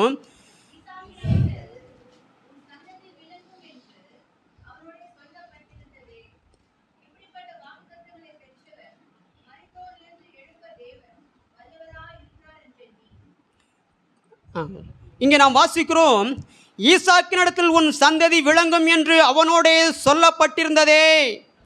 இப்படிப்பட்ட வாக்குத்தத்தங்களை பெற்றவன் மரித்தோரிலிருந்து எழுப்ப தேவன் வல்லவராயிருக்கிறார் என்று எண்ணி தனக்கு ஒரே பேரானவனையே பலியாக ஒப்பு கொடுத்தான். Praise God. அதாங்க விசுவாசங்கிறது. என்னுடைய குமாரனை நான் பலி செலுத்திய பின்பு, என்னுடைய குமாரனை நான் பலி செலுத்தி அந்த கட்டையிலே வைத்து அவனை எரித்த பின்பு, அவன் சாம்பலான பின்பு, அந்த சாம்பலிலும் இருந்தும் தேவன் அவனை உயிரோடு எழுப்புவார். அவனை எழுப்புவார். என் ஆண்டவர் உயிரோடு எழுப்புவார். அவனிடத்திலே இருந்த சந்ததி எழும்பும், அவனிடத்திலே இருந்த சந்ததி உருகவாகும் என்று தேவன் சொல்லி இருக்கிறாரே. எனவே தேவன் அவன் மரித்தாலும், அவன் மரித்த பின்பும், அவனை கட்டையிலே வைத்து எரித்து நான் சாம்பலாக்கிய பின்பும் அவன் உயிரோடு எழும்புவான். அவன் மீண்டும் வருவான். அவன் மூலமாக சந்ததியை தேவன் இந்த உலகத்திலே கொண்டு வருவார். Praise God. இதாங்க விசுவாசம். இதுதான் விசுவாசம். இந்த விசுவாசத்தில் தான் ஆபிரகாம் சொல்லுகிறார், நானும் பிள்ளையாண்டானும் அவ்விடம் மட்டும் போய் தொழுது கொண்டு உங்களிடத்துக்கு திரும்பி வருவோம். எவ்வளோ பெரிய விசுவாசம் பாருங்க. விசுவாசம்னா என்னையா? விசுவாசிகளே, உங்கள்கிட்ட யாராவது கேட்டால் என்ன சொல்லுவீங்க? ஐயா விசுவாசம் விசுவாசம்னு சொல்கிறீங்களே, உங்கள் பேர் வேறு விசுவாசமாக இருக்குது, உங்கள் பேர் வேறு விசுவாசம்னு சொல்கிறீங்க. என்னையா விசுவாசம்னா என்னன்னு கேட்டால் என்ன சொல்லுவீங்க? அடுத்த வாரம் வந்து சர்ச்சு வாங்க, நாங்கள் உங்கள் பார்த்து கேட்டு சொல்லுவோம். அப்படியா? எப்படிங்க? கேட்டு சொல்கிறேன். அப்படியா? எப்படி? இல்லை ஏதாவது ஒரு வசனத்தை சொல்கிறேன். விசுவாசமானது நம்பப்படுகிறதில் உறுதியும் காணப்படாத ஒரு நிச்சயமாக இருக்கிறது. இப்படி சொன்னால் அவனுக்கு ஒன்றுமே புரியாதுங்க. என்னமோ நீங்கள் சொல்கிறீங்க, ஒன்றுமே புரியலை அப்படின்றேன். விசுவாசம்னா என்ன? இனி வாழ்க்கையே அவ்வளோதாங்கய்யா, முடிய போகுது, இனி அவ்வளோதான், மரண நேரம், கொஞ்ச நேரத்தில் உயிர் போக போகுது, கொஞ்ச நேரத்தில் ஜீவன் போக போகிறது, அவ்வளவுதான், இனி வேறு வழியே கிடையாது, முடிய போகுது, இந்த சாப்டர் க்ளோஸ், முடிய போகுது, உயிர் போக போகுது, என் மகன் மறிக்க போகிறான், என் மகன் சாக போகிறான். அந்த நேரத்தில் நம்ம பேசுகிறோம் பாருங்க, அதெல்லாம் ஒன்றும் நடக்காதுங்க. அந்த நேரத்தில் பேசுகிறேன் பாருங்க, தைரியமாக பேசுகிறேன் பாருங்க, ஒன்றுமே நடக்காது, பயப்படாதீங்க, அதெல்லாம் ஒன்றும் நடக்காதுங்க. விசுவாசமாக பேசுகிறேன் பாருங்க, ஆண்டவர் பார்த்து கொள்வார், தேவன் பார்த்து கொள்வார், கர்த்தர் பார்த்து கொள்வார், ஒன்றும் நடக்காது. அந்த கடைசி நேரத்தில் நான் பேசுகிறேன் பாருங்க, உயிர் போகிற நேரத்துக்கு நான் சாக மாட்டேயா, உயிர் போகிற டாக்டர் சொல்லுவாங்க கொஞ்ச நேரத்தில் போயிடும், சீக்கிரத்தில் மண்டையை போட்டுருவீங்க, அவ்வளோதான். அப்படிப்பட்ட நேரத்தில் நம்ம பேசுகிற மாட்டேங்க, டாக்டருக்கே நம்ம பேசுகிற பாருங்க, நான் சாக மாட்டேயா அப்படின்னு பேசுகிற பாருங்க, அவரே முழிச்சிருவார். என்னையா ரிப்போர்ட்டை நம்ம இப்படி சொல்லிக்கிட்டு இருக்கோம், ஒரு மாதத்தில் ஆயிரம் இப்படி நம்ம என்னென்னமோ சொல்கிறோம், இந்த ஆளுன்னா நான் சாக மாட்டேன்னு சொல்கிறாரு. உடனே நம்ம சீக்கிரத்தை வெளியே வந்துடும், இல்லைன்னா அவன் சொல்கிறத உண்மையாக்க முடியாது, விச ஊசி போட்டு விட்ருவான். அப்போ நம் கடைசி நேரத்துலையும் அந்த மரண நேரத்துலையும் நாம் பேசுகிறோம் பாருங்க, தேவன் பார்த்து கொள்வார், ஆண்டவர் பார்த்து கொள்வார், கர்த்தர் பார்த்து கொள்வார் என நாம் பேசுகிறோம் பாருங்க. அதுதான் தேவன் எதிர்பார்க்கிற விசுவாசம். தேவன் அப்படிப்பட்டவர்களை தான் எதிர்பார்க்கிறார். அப்படிப்பட்டவர்கள் தான் தேவன் வைக்கிற அந்த சோதனையிலே ஜெயம் பெற முடியும். அப்படிப்பட்டவர்கள் தான் தேவன் வைக்கிற பரீட்சையிலே அவர்கள் வெற்றியை பெறுவார்கள். தேவன் வைக்கிற டெஸ்ட்டிலே பாஸ் பண்ண வேண்டும் என்றால் அப்படிப்பட்ட காரியங்கள் நம்முடைய வாழ்க்கையிலே அவசியமாக இருக்கிறது. அதை தேவன் எதிர்பார்க்கிறார். இங்கே நாம் வாசித்தோம், அப்பொழுது ஆபிரகாம் தன் பிள்ளையாண்டான் நானும் அவ்விடம் மட்டும் போய் தொழுது கொண்டு உங்களிடத்துக்கு திரும்பி வருவோம் என்றான். அடுத்த வசனம் பாருங்கள், 6வது வசனத்தில் நாம் வாசிக்கிறோம், ஆபிரகாம் தகன பலிக்கு கட்டைகளை எடுத்து தன் குமாரனாகிய ஈசாக்கின் மேல் வைத்து தன் கைகளிலே நெருப்பையும் கத்தியும் எடுத்து கொண்டான்.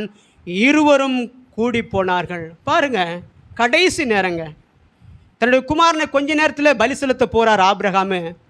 கொஞ்ச நேரத்தில் அவன் மரிக்க போகிறான்.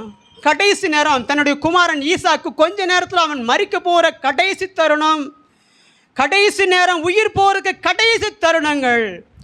அந்த நேரத்திலும் ஆபிரகாம் என்ன செய்கிறார் பாங்க, அவனை எரித்து சாம்பலாக்கிற கட்டையை தூக்கி கடைசியில் அவன் மேலேயே வைத்து அனுப்புகிறாருங்க. எவ்வளோ ஒரு பாரமான சூழ்நிலை பாருங்கள், எவ்வளோ ஒரு கடினமான ஒரு சூழ்நிலை, எவ்வளோ ஒரு பாரமான ஒரு அனுபவம், எவ்வளோ ஒரு வேதனையான ஒரு அனுபவம். அந்த பிள்ளையின் மேலே அந்த பாரத்தை ஆபிரகாம் வைக்கிறார். அவன் எரித்து சாம்பலாக போகிற அந்த கட்டைகளை அவன் மேலேயே வைக்கிறாருங்க ஆபிரகாம். தகப்பன் தன்னுடைய பிள்ளையின் மேலே அந்த கட்டைகளெல்லாம் வைத்து இதை தூக்கிட்டு வாப்பா என்று சொல்கிறார். என் அன்பு சகோதரனே, ஆண்டவருடைய பாரத்தை நாம் சுமக்கிறவர்களாக இருக்க வேண்டும். தேவனுடைய பாரத்தை சுமக்கிறவர்கள் தான் தேவன் வைக்கிற சோதனையிலே ஜெயம் பெற முடியும். தேவனுடைய பாரத்தை நாம் சுமக்கிறவர்களாக இருக்க வேண்டும்.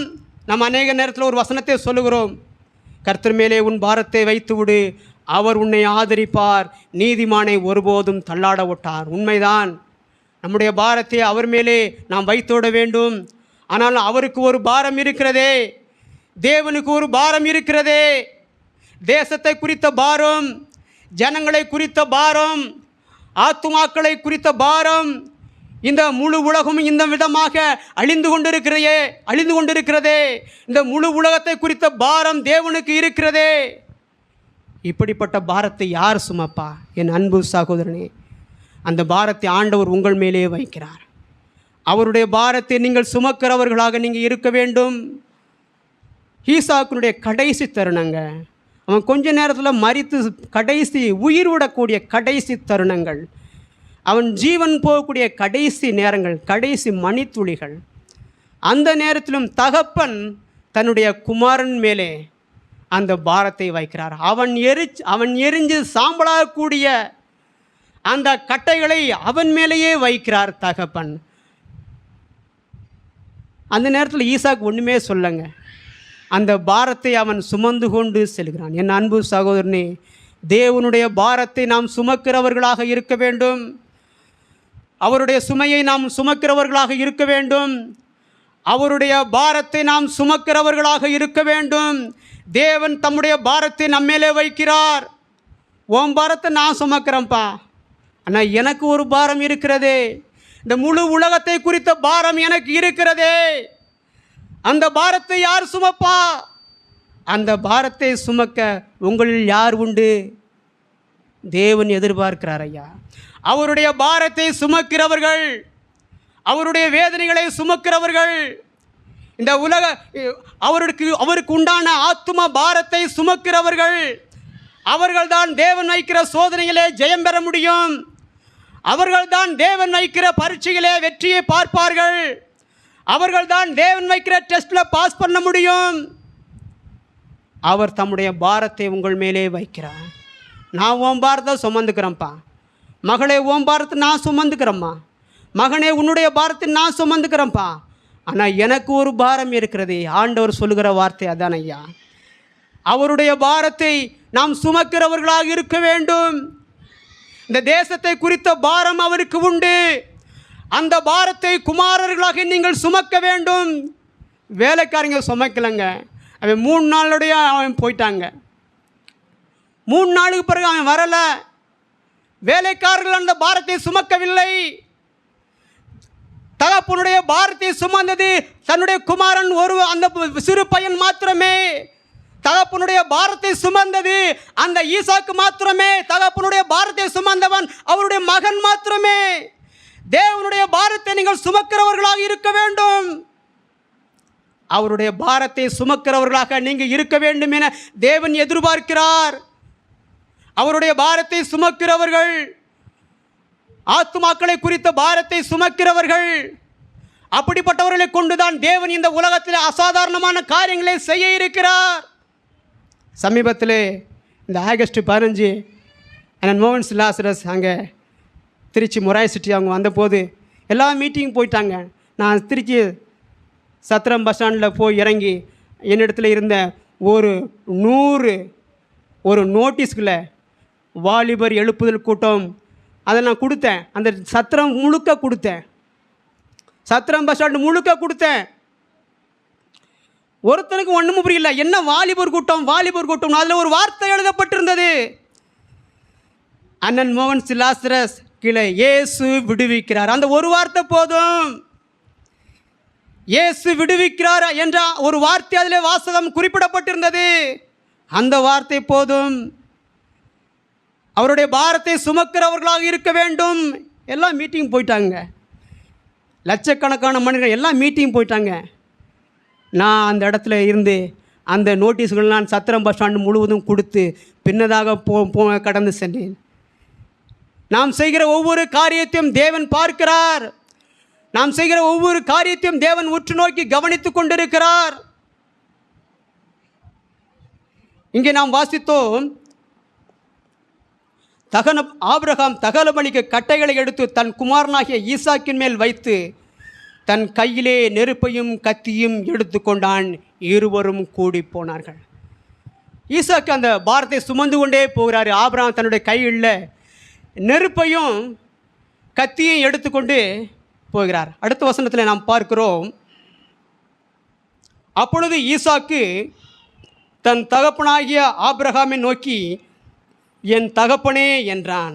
அதற்கு அவன், 7வது வசனம், அப்பொழுது ஈசாக்கு தன் தகப்பனாகிய ஆபிரகாமை நோக்கி, என் தகப்பனே என்றான். அதற்கு அவன், என் மகனே, இதோ இருக்கிறேன் என்றான். அப்பொழுது அவன், இதோ நெருப்பும் கட்டையும் இருக்கிறது, தகன பலிக்கு ஆட்டுக்குட்டி எங்கே என்றான். பாருங்க, 2 பேரும் போய்கொண்டே இருக்கிறார்கள். தகப்பனும் மகனும் அந்த மலையை நோக்கி போய்கொண்டே இருக்கிறார்கள். போய்கொண்டு இருக்கும்போது மகன் கேட்கிறான், அப்பா தகன பலிக்கு கட்டை இருக்குது, நெருப்பு இருக்குது, எல்லாமே இருக்குது, ஆனால் ஆட்டுக்குட்டி எங்கே? ஆட்டுக்குட்டி எங்கே? தகன பலி செலுத்துவதற்கு ஆட்டுக்குட்டி எங்கே? பலி செலுத்துவதற்கு ஆடு எங்கே? மகன் கேட்கிறான், ஐயா அப்பா பலி செலுத்த போகிறோம், எல்லாமே இருக்குது, கட்டை இருக்குது, நெருப்பு இருக்குது, எல்லாமே இருக்குது, ஆனால் ஆட்டுக்குட்டியே காணுமே, ஆட்டுக்குட்டி எங்கப்பா என கேட்குறான். நம்மளாக இருந்தால் அந்த நேரத்தில் என்ன செஞ்சுருப்போம்? அந்த நேரத்தில் ஒப்பாரியே வச்சுருப்பாங்க. என்ன பெத்த ராசாவே நான் என்ன பண்ணப்பா, நான் என்ன பண்ணேன், எது பண்ணேன். அப்போ நம்மளாக இருந்தால் ஒப்பாரியே வச்சுருப்பாங்க. ஆனால் அந்த இடத்துல ஆபிரகாம் சொல்லுகிறார் பாருங்கள், என்ன சொல்லுகிறார்? 8வது வசனத்திலே நாம் வாசிக்கிறோம், அதற்கு ஆபிரகாம், என் மகனே, தேவன் தமக்கு தகன பலிக்கான ஆட்டுக்குட்டியை பார்த்து கொள்வார் என்றான். பாருங்க, ஆபிரகாம் என்ன சொல்றார் பாருங்க. அவர் எந்த ஒரு புலம்பலான எந்த ஒரு வார்த்தையும் சொல்லவில்லை, அவர் புலம்பிய அளவில்லை, அவர் வேதனையான எந்த ஒரு காரியத்தையும் தெரிவிக்கவில்லை. அவர் சொல்லுகிறார் பாருங்கள், 8வது வசனத்தில் அவர் சொல்லுகிறார், அதற்கு ஆபிரகாம், என் மகனே, தேவன் தமக்கு தகன பலிக்கான ஆட்டுக்குட்டியை பார்த்து கொள்வார். இந்த 8வது வசனத்திலே 2வது வரியிலே நாம் வாசிக்கிறோம், தேவன் தமக்கு, யாருக்கு? நமக்கு பார்த்து கொள்வார் அப்படியெல்லாம் சொல்லலை. நமக்கு தகன பலிக்கான ஆட்டுக்குட்டியை பார்த்து கொள்வார், நமக்கு பார்த்துக்குவார், நமக்கு கொடுப்பார், அப்படிலாம் சொல்லலை. இந்த இடத்துல ஆபிரகாம் என்ன சொல்கிறார் பாருங்கள். இந்த 8வது வசனம் 2வது வரியிலே நாம் வாசிக்கிறோம், தேவன் தமக்கு தமக்கு தகன பலிக்கான ஆட்டுக்குட்டியை பார்த்து கொள்வார் என்றான். அது அவருடைய ஆராதனை, தமக்குரிய ஆராதனை, அது அவருடைய பலி, அது அவருடைய தகன பலி. அதற்கான பலியை, அதற்கான காரியத்தை தேவன் பார்த்து கொள்வார். அதை குறித்து நமக்கு கவலை இல்லைப்பா, அதை அவர் பார்த்து கொள்வாரப்பா. அது அவருடைய தகன பலி, அது அவருக்கான தகன பலி, அது தமக்கு அது அவருக்குரியது. அதைத்தான் நாம் இங்கே வாசிக்கிறோம். தேவன் தமக்கு தகன பலிக்கான ஆட்டுக்குட்டியை பார்த்து கொள்வார் என்றான். அப்புறம் இருவரும் கூடி போனார்கள். இன்றைக்கி ஒரு சிலர் சொல்லுவாங்க, ஐயோ சர்ச்சு கட்டலையே, ஐயோ அதை செய்யலையே, இது செய்யலையே, ஐயோ அது அவருடைய ஆலயம், அது அவருடைய இடம், அது அவருடைய ஊழியம், அது உன்னதமான அவருடைய காரியங்கள், அதை தேவன் பார்த்து கொள்வார். அவருக்கு தாங்க முத கவலை, அடுத்து தாங்க நமக்கு கவலை. அவர் அதை பார்த்து கொள்வார். தமக்குரிய அந்த தகன பலியை தேவன் பார்த்து கொள்வார். ஆபிரகாம் பேசுகிற பாருங்க, எவ்வளோ பெரிய விசுவாசம், எவ்வளோ பெரிய காரியம். தமக்கு தகன பலிக்கான ஆட்டுக்குட்டியை தேவன் பார்த்து கொள்வார் என்றான். அப்புறம் இருவரும் கூடி போனார்கள். 9வது வசனத்தில் நாம் வாசிக்கிறோம், தேவன் அவனுக்கு சொல்லியிருந்த இடத்துக்கு வந்தார்கள். அங்கே ஆபிரகாம் ஒரு பலிபீடத்தை உண்டாக்கி கட்டைகளை அடுக்கி தன் குமாரனாகிய ஈசாக்கை கட்டி, பாருங்க, தேவன் குறித்த அந்த இடத்திற்கு ஆபிரகாமும் அவருடைய குமாரனாகிய ஈசாக்கும் அங்கே அந்த இடத்திற்கு வந்து விட்டார்கள். மோரியா தேசத்தில் இருக்கிற தேவன் குறித்த அந்த உயரமான மலைக்கு, அந்த மேலான இடத்திற்கு, அந்த டாப்புக்கு அவங்க வந்துட்டாங்க. வந்த பின்பு ஆபிரகாம் செய்ய வேண்டிய காரியங்களெல்லாம் செய்கிறார். தன்னுடைய குமாரனை வெட்டி பலி செலுத்துவதற்கு உண்டான காரியங்களெல்லாம் செய்கிறார். பலிபீடத்தை உண்டாக்குகிறார். பலிபீடத்தை உண்டாக்கி கட்டைகளை அடுக்கி எல்லாவற்றையும் பண்ணிவிட்டு தன்னுடைய குமாரனை என்ன செய்கிறாராம்மா? கட்டி தன்னுடைய குமாரனை என்ன செய்கிறார்? கட்டுகிறார். இப்போ உள்ள பயலில் தான் என்ன சொல்லியிருப்பான், ஏப்பா என்ன எண்ணெய் கட்டுற, என்னப்பா இது வரைக்கும் நல்லா தலைப்பா வந்துக்கிட்டு இருந்த, இப்போ என்ன ஏங்காலம் கட்டுற, உனக்கு என்னப்பா ஆச்சு, ஏன் எண்ணெய் கட்டுற?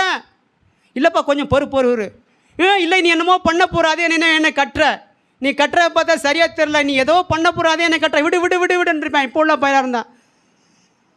நான் அங்கே வரும்போதே இதனால தான் உன்கிட்ட கேட்டேன், சந்தேகப்பட்டு டவுட்லே அதனால தான் உன்கிட்ட கேட்டேன், வரும்போதே கேட்டேன். தகன பலிக்கு எல்லாமே இருக்குது, கட்டை இருக்குது, நெருப்பு இருக்குது, எல்லாமே இருக்குது. ஆட்டுக்குட்டி எங்கன்னு நான் வரும்போது அப்பயே உன்கிட்ட நான் கேட்டேனா கேட்கலையா? நீ என்ன சொன்ன? தேவன் பார்த்துக்குறான்னு சொன்னில்ல. இப்போ என்னோட எங்காலம் கட்டுற நீ பாரு, இது வரைக்கும் நீ நல்லாத்தான் பேசிக்கிட்டு வந்த, இப்போ நீ பண்ணுறது ஒன்றும் சரியாக தெரியல, ட்ராக் மாறி போயிட்டுருக்க, என் லைனில் கிராஸ் பண்ணாத, நீ இதுக்கு மேலே கட்டினா பார்த்துக்கோ. கடைசியில் அதுக்கு மிஞ்சி ஆபிரகாம் கட்டியிருப்பான்னா கயிறை அவுத்து போட்டு ஓடியே போயிருப்பேன் இப்போ உள்ள பயிலாக இருந்தா. அப்புறம் எங்கே ஆபிரகாம் தேவன் வைக்கிற டெஸ்ட்டில் பாஸ் பண்ண முடியும்? தேவன் வைக்கிற பரீட்சையில் அப்புறம் ஆபிரகாம் எப்படிங்க பாஸ் பண்ண முடியும்? அந்த பையன் ஓடி போயிட்டான்னா எப்படி? அதாவது நம்மோடு இருக்கிறவர்கள் மிக முக்கியமானவர்கள், நம்முடைய குடும்பத்திலே இருக்கிறவர்கள் மிகவும் முக்கியமானவர்கள். நம்மோடு இருக்கிறவர்கள், நம்முடைய குடும்பத்திலே இருக்கிறவர்கள், நம்மோடு பயணம் செய்து வருகிறவர்கள். பயணம் செய்து வருகிறவனா பஸ்ஸில் இல்லை, பஸ்ஸில் வரணும் கொஞ்ச நேரத்தில் இறங்கி போயிடுவேன், அவனை சொல்லலை. வாழ்க்கை பயணத்திலே நம்மோடு வருகிறவர்கள், நம்முடைய குடும்பம், மனைவி, பிள்ளைகள், இவர்கள் மிகவும் முக்கியமானவர்கள். இவர்கள் மிகவும் முக்கியமானவர்கள். நீங்கள் ஆண்டவர் வைக்கிற டெஸ்ட்டில் பாஸ் பண்ணுறதுக்கு, தேவன் வைக்கிற டெஸ்ட்டில் பாஸ் பண்ணுவதற்கு, ஆண்டவர் உங்கள் வாழ்க்கையிலே வைக்கிற அந்த டெஸ்ட்டில், அந்த பரீட்சையில், அவர் வைக்கிற சோதனையில் நீங்கள் பாஸ் பண்ணுவதற்கு உங்கள் கூட இருக்கிற உங்கள் குடும்பத்தினர் மிக மிக முக்கியமானவர்கள். ஆபிரகாமுடைய மகன் ஈசாக்கு அந்த நேரத்தில் கவரை அவுத்து போட்டு ஓடியே போயிருப்பான ஆபிரகாம் எங்கெங்க பாஸ் பண்ணியிருப்பார் டெஸ்ட்டில்? தேவன் வச்ச டெஸ்ட்டில் எப்படி ஆபிரகாம் பாஸ் பண்ண முடியும்? யோசித்து பாருங்கள், எப்படி பாஸ் பண்ண முடியும்? அப்புறம் ஆபிரகாம் மலங்காட்டில் விரட்டிட்டு தெரிய வேண்டியதான், எப்படி பிடின்ட்டு. எங்கே பிடிக்க விரட்ட? அவருக்கே 100 வயசு ஆகி போச்சு, எங்கே ஓட முடியுமா? அவன் சின்ன பையன் ஓடியே போயிடுவான். ஆனால் அந்த இடத்திலும் அந்த நேரத்திலும் ஈசாக்கு வாய் பேசலைங்க.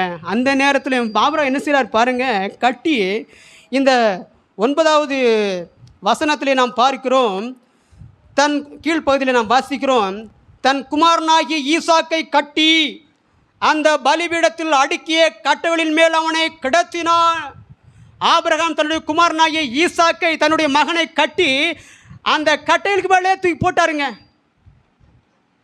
அப்போ கூட ஒன்றும் பேசலைங்க ஈசாக்கு, ஒன்றும் வாயத்திருக்கல. என்னப்பா என்னை கட்டி இப்போ தூக்கி இந்த கட்டை மேலே போட்டீங்க, என்னையாப்பா வெட்ட போகிறீங்க? அவன் ஒன்றுமே பேசலைங்க. அப்பா என்னப்பா என்னையா வெட்ட போறியா, என்னப்பா என்ன செய்யறியா? அவன் ஒன்றும் பதறவும் இல்லை, ஒன்றும் சத்தம் போடலை, ஒன்றும் ஒரு காரியம் சொல்லலைங்க. அவன் மனசுக்குள்ளே நினச்சிருப்பான், என்னுடைய அப்பா என்னை வெட்ட போகிறார் போல, அதுதான் என்னை கட்டி இந்த பலிபீடத்து மேலே கட்டைகளுக்கு மேலே என்ன தூக்கி போட்டார். கொஞ்ச நேரத்துக்குள்ளே என் உயிர் போக போகுது, என்னுடைய தகப்பன் என்னை கொஞ்ச நேரத்துக்குள்ளே வெட்ட போகிறார், நான் தான் பலியாக போகிறேன், சற்று நேரத்தில் நான் தான் பலியாக போகிறேன், என்னுடைய உயிர் சற்று நேரத்திலே போக இருக்கிறது. அப்படிப்பட்ட நேரத்திலும், அப்படிப்பட்ட தருணத்திலும், அப்படிப்பட்ட சமயத்திலும் ஆபிரகாமுடைய குமாரனாகிய ஈசாக்கு ஒரு வார்த்தையும் சொல்லுங்க, ஒரு வார்த்தையும் பேசலை. நம்மளாம் என்ன செஞ்சுருப்போம், என்னென்னமோ பேசியிருப்போம். வீட்டில் ஒரு சாதாரண ஒன்றுமே இருக்காது, அதுக்கு ஒரு ஆள் ஒன்று சொன்னால் நம்ம 4 சொல்கிறாங்க. யோசித்து பாருங்க. ஒரு மனிதன் ஒன்று சொன்னால் நம்ம 4 சொல்கிறோம், அவன் 4 சொன்னால் நம்ம 8 பேசுகிறோம். உனக்கு மட்டுமா பேச தெரியும், எனக்கும் பேச தெரியும் என்று சொல்லி நாம் பல விதங்களில் நாம் பேசிக்கொண்டு இருக்கிறோம், வாய்க்கு வாய் பேசிக்கொண்டு இருக்கிறோம், அதிகமாக நாம் பேசிக்கிறோம். நீ ஒன்று சொன்னால் நான் 4 சொல்லுவேன், உனக்கு மட்டுமா பேச தெரியும், எனக்கும் பேச தெரியும், நீ என்ன சொல்கிறது, நான் என்ன கேட்குறது, இப்படியெல்லாம் நாம் பேசிக்கொண்டு இருக்கிறோம். பேசுகிறவர்களை கொண்டு, தேவையில்லாமல் பேசுகிறவர்களை கொண்டு தேவன் எந்த ஒரு காரியத்தையும் இந்த தேசத்திலே செய்வதில்லை. அப்படிப்பட்டவர்கள் மூலமாக எந்த ஒரு காரியத்தையும் தேவனால் செய்ய முடியாது. அப்படிப்பட்டவர்கள் தேவன் வைக்கிற பரீட்சையிலே வெற்றி பெற முடியாது. அப்படிப்பட்டவர்கள் தேவன் வைக்கிற சோதனையிலே ஜெயம் பெற முடியாது. உங்கள் வாழ்க்கையிலே அமைதியை நீங்கள் காத்துக்கொள்ளுகிறவர்களாக இருக்க வேண்டும். எப்படிப்பட்ட சமயத்திலும் எப்படிப்பட்ட நேரத்திலும் நீங்கள் உங்கள் அமைதியை காத்துக்கொள்ள வேண்டும். அவர் மரண நேரத்திலும் வாய் திறவாத ஆட்டை போல் இருந்தார் என நாம் வேதத்திலே வாசிக்கிறோமே. நாம் அமைதியை காத்துக்கொள்ளுகிறவர்களாக இருக்க வேண்டும். தேவன் அதை நம்மிடத்தில் எதிர்பார்க்கிறார். அப்படிப்பட்டவர்களை கொண்டு தேவன் அசாதாரணமான காரியங்களை இந்த உலகத்திலே செய்ய இருக்கிறார். அப்படிப்பட்டவர்களை தேவன் எதிர்பார்க்கிறார். அப்படிப்பட்டவர்கள் தான் தேவன் வைக்கிற பரீட்சையிலே, அவர் வைக்கிற சோதனையிலே ஜெயம் பெற முடியும். அடுத்து பாருங்கள், பின்பு ஆபிரகாம் 10வது வசனத்திலே நாம் வாசிக்கிறோம், பின்பு ஆபிரகாம் தன் குமாரனை வெட்டும்படிக்கு தன் கையை நீட்டி கத்தியை எடுத்தான். குமாரனாகிய ஈசாய்க்கு தூக்கி பலிபீடத்தின் மேலே கட்டையின் மேலே போட்டாச்சு. உடனே ஆபிரகாம் என்ன செய்கிறார், சரண் உடனே கத்தி எடுத்துட்டாருங்க. நம்மனா அந்த நேரத்தில் ஒரு ஜெபம் பண்ணியிருப்போம், ஆண்டவரே என் பிள்ளைய கட்டி எல்லாம் பண்ணி இப்போ தூக்கி பலிபீடத்தில் அந்த கட்டைக்கு மேலே அடிக்கிட்டேன், சரி இப்போ வெட்ட போகிறேன். மனசுக்குள்ளேயே சொல்லுவோம், சத்தமாக சொன்னால் அவனுக்கு கேட்டுருமேன்ட்டு அமைதியாக மனசுக்குள்ளேயே சொல்லிக்கிட்டு இருப்போம்.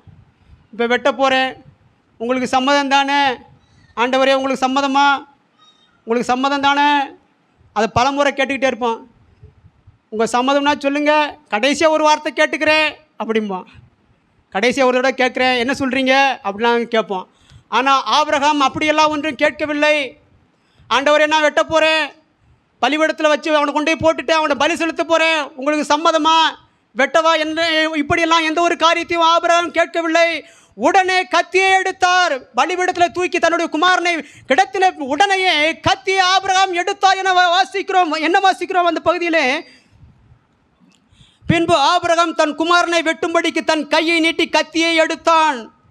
கத்தியை எடுத்த உடனே பாருங்க 11வது வசனத்திலே, அப்பொழுது கர்த்தருடைய தூதனானவர் வானத்திலிருந்து ஆபிரகாமே ஆபிரகாமே என்று கூப்பிட்டார். அவன் இதோ அடியேன் என்றான். ஆண்டவர் அவரை பதறி போனாருங்க. அப்பா இவன் இவ்வளவு நம்ம சொன்ன வார்த்தை இவ்வளவு இதாக கேட்கிருக்கானா, இவ்வளவு ஸ்பீடாக கிடையாது. ஆபிரகாமே ஆபிரகாம் ஒரு தடவை சொன்ன பார்த்தாது, ஆபிரகாமே ஆபிரகாமே. என்ன வாசிக்கிறோம் பாருங்கள், கர்த்தருடைய தூதனானவர் வானத்திலிருந்து ஆபிரகாமே ஆபிரகாமே என்று கூப்பிட்டார். அவன் இதோ அடியேன் என்றான். அப்பொழுது அவர் 12வது வசனம், அப்பொழுது அவர் பிள்ளையாண்டான் மேல் உன் கையை போடாதே, அவனுக்கு ஒன்றும் செய்யாதே, நீ அவனை உன் புத்திரன் என்றும் உன் ஏக சுதன் என்றும் பாராமல் எனக்காக ஒப்பு கொடுத்தபடியினால் நீ தேவனுக்கு பயப்படுகிறவன் என்று இப்பொழுது அறிந்திருக்கிறேன் என்றார். Praise God. பாருங்க, தூக்கி அவனை பிள்ளையாண்டான தூக்கி மகனை தூக்கி கட்டையில் தூக்கி போட்டவனே கத்தி ஆபிரகாம் எடுத்த உடனே ஆபிரகாமோட ஆண்டவருடைய சத்தம் அங்கேருந்து வருகிறது. ஆபிரகாமே ஆபிரகாமே, ஒரு முறை மட்டும் ஆபிரகாமே அப்படிலாம் கூப்பிடல, அபய குரலோட கூப்பிடுகிறார், ஆபிரகாமே ஆபிரகாமே. என்னப்பா செய்ய போன? நீ என்ன செய்வன்? நான் உன்னை டெஸ்ட் பண்ணலாம், உன்னை சோதித்து பார்க்கலாம், ஒரு பரீட்சை வச்சு பார்க்கலாம், நான் உன்னை சோதிக்கலாம். நீ என்னடா இவ்வளவு ஸ்பீடாக இருக்கியாப்பா? ஆபிரகாமே ஆபிரகாமே என்று கூப்பிட்டார். அவன் இதோ அடியேன் என்றான். அப்பொழுது அவர், பிள்ளையாண்டான் மேல் உன் கையை போடாதே, உன் மகன் மேலே உன் கையை போட்டுறாத, அவனுக்கு ஒன்றும் செஞ்சிடாத. நீ அவனை உன் புத்திரன் என்றும் உன் ஏக சுதன் என்றும் பாராமல் எனக்காக ஒப்பு கொடுத்தபடியினால் நீ தேவனுக்கு பயப்படுகிறவன் என்று இப்பொழுது அறிந்திருக்கிறேன். என்ன சொல்கிறார் ஆண்டவர் பாருங்க, இப்பொழுது அறிந்திருக்கிறேன். நேற்று வரைக்கும் உன்னை எனக்கு புரிஞ்சுக்கிற முடியலப்பா. நேற்று வரைக்கும் நான் உன்னை என்னமோ நினச்சிட்டேன், நீ என்னமோ சாதாரண ஆள், நான் உன்னை என்னமோ நினச்சிட்டேன். இவ்வளவு நாள் நான் உன்னை புரிஞ்சுக்கிற முடியல, நான் ஏதோ நினச்சிட்டேன், சாதாரணம் நினச்சி நீ சரி கடைசியில் உழைப்பிடுவேன், கடைசியில் நம்ம பாஷையில் சொன்னால் சொதைப்பிடுவேன்னு நான் என்னென்னமோ நினச்சிக்கிட்டு இருந்தேன். கடைசியில் பார்த்தா நீ சொன்னதை அப்படியே செஞ்சிட்டியாப்பா. இப்பொழுதுதான் நான் உன்னை புரிந்து கொண்டேன், இப்பொழுதுதான் நான் உன்னை அறிந்து கொண்டேன். நீ தேவனுக்கு பயப்படுகிறவன் என்பதை இப்பொழுது நான் அறிந்து கொண்டேன். நீ தேவனுக்கு பயப்படுகிறவன் என்பதை இப்பொழுதுதான் நான் புரிந்து கொண்டேன். ஆண்டவருக்கே தெரியலங்க. இவன் வெட்டுவான், கடைசியில் என்ன பண்ண இவன் வெட்டுவான்னு ஆண்டவருக்கே தெரியல. அவர் என்ன நினச்சிருப்பாரோ தெரில. கடைசியில் என்ன பண்ணுறானோ இவன், கடைசியில் 100 வருஷம் பிள்ளை இல்லாத இருந்தேன், பிள்ளை கிடச்சிருக்கு, கடைசி நேரத்தில் எப்படி கடைசியில் உழைப்பிறானோ, நம்ம பாஷையில் சொன்னால் சொதைப்பிறானோ, என்ன பண்ண போகிறானோ தெரியல, கடைசி பார்ப்போம் அப்படின்னு ஆண்டவர் பார்த்து கொண்டு இருக்கிறார். கடைசியில் ஆபிரகாம் கத்தி எடுத்த போது ஆபிரகாம் கத்தி எடுத்த போது ஆண்டவர் சொல்லுகிறார், ஆபிரகாமே ஆபிரகாமே, பிள்ளையாண்டான் மேல் உன் கையை போடாதே, நீ அவனை உன் புத்திரன் என்றும் உன் ஏக சூதன் என்றும் பாராமல் நீ எனக்காக ஒப்பு கொடுத்தபடியினால் நீ தேவனுக்கு பயப்படுகிறவன் என்பதை இப்பொழுது அறிந்திருக்கிறேன். ஏங்க, இதுவரைக்கும் ஆபிரகாமை பற்றி ஆண்டவருக்கு தெரியாதாங்க? ஆபிரகாம் எவ்வளவோ திறப்புல நின்ற மனிதன். சோதோம் குமாரனுடைய அழிவை மாற்ற வேண்டும் என்று சொல்லி தன்னுடைய சகோதரன் லோத்துக்காக எவ்வளவோ திறப்புல நின்ற ஒரு மனிதன் தான் ஆபிரகாம். அப்போ எல்லாம் ஆண்டவர் ஆபிரகாமை பிரிந்து கொள்ளலையா? அப்பொழுதெல்லாம் ஆண்டவர் ஆபிரகாமை அறிந்து கொள்ளவில்லையா? இப்பொழுது சொல்லுகிறார், ஆபிரகாமை பார்த்து ஆண்டவர் சொல்லுகிறார், ஆபிரகாமே, இப்பொழுது நான் உன்னை புரிந்து கொண்டேன், இப்பொழுது நான் உன்னை அறிந்து கொண்டேன். நீ தேவனுக்கு பயப்படுவன் என்பதை இப்பொழுது நான் புரிந்து கொண்டேன். அதனால் நான் உனக்கு என்ன செய்ய போகிறேன் என்று சொல்லி பாருங்கள். ஆண்டவர் என்ன செய்கிறார்?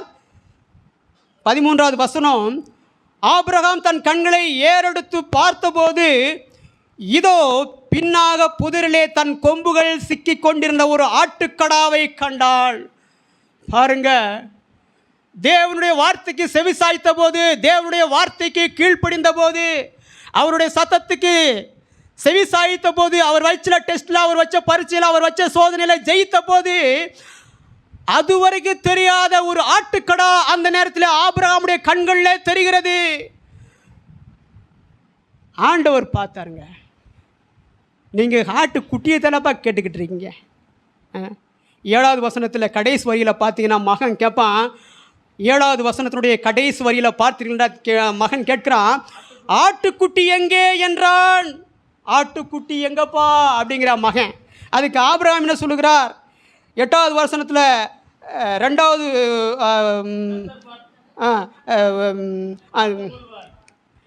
8வது வசனத்தினுடைய 2வது வரியில் பார்க்கிறோம், தேவன் தமக்கு தகன பலிக்கான ஆட்டுக்குட்டியை பார்த்து கொள்வார். எப்பா, நீங்கள் குட்டிகளை தானே பேசிக்கிட்டு இருந்தீங்க, தகப்பனும் மகனும் நீங்கள் ஆட்டுக்குட்டிகளை தானே பேசிக்கிட்டு இருந்தீங்க.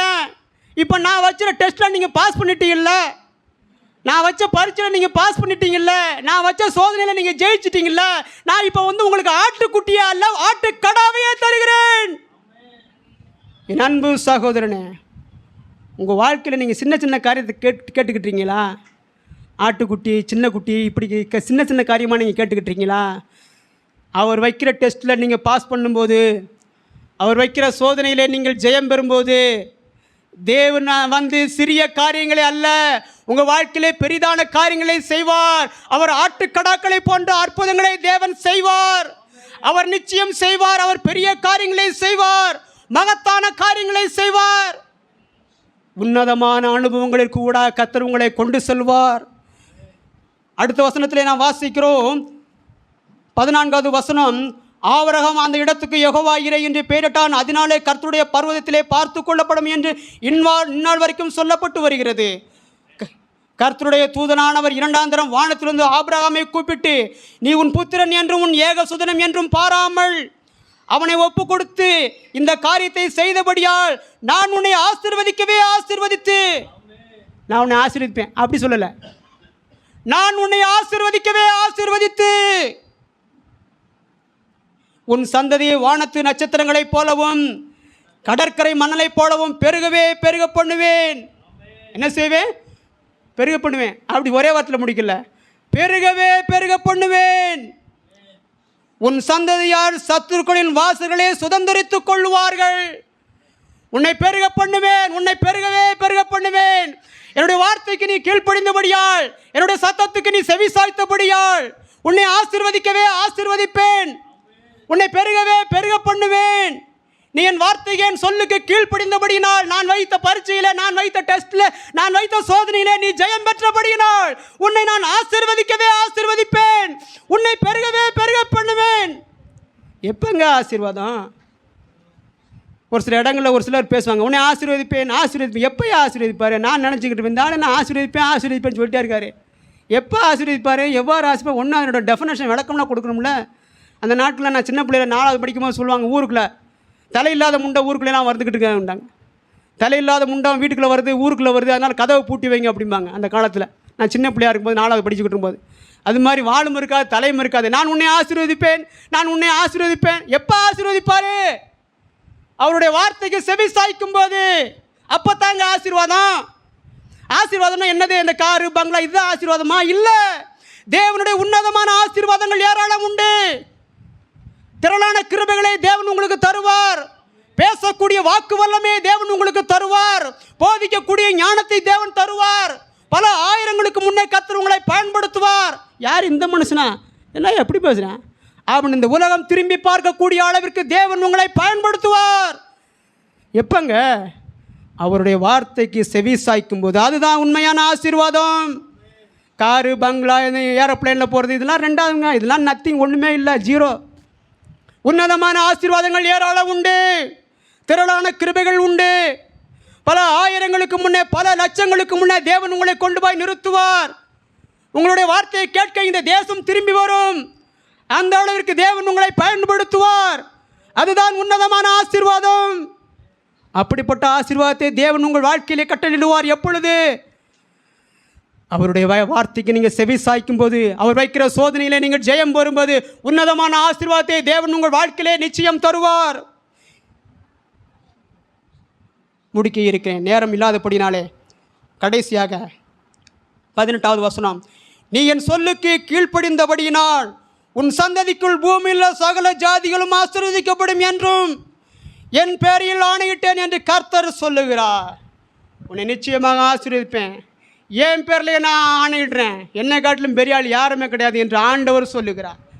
உன்னை நிச்சயமாக ஆசீர்வதிப்பேன், உன்னை மேன்மைப்படுத்துவேன். இந்த வார்த்தையை வாசிக்கும்போது ஒரு அதிகாரத்தோடு வாசிக்க வேண்டும்.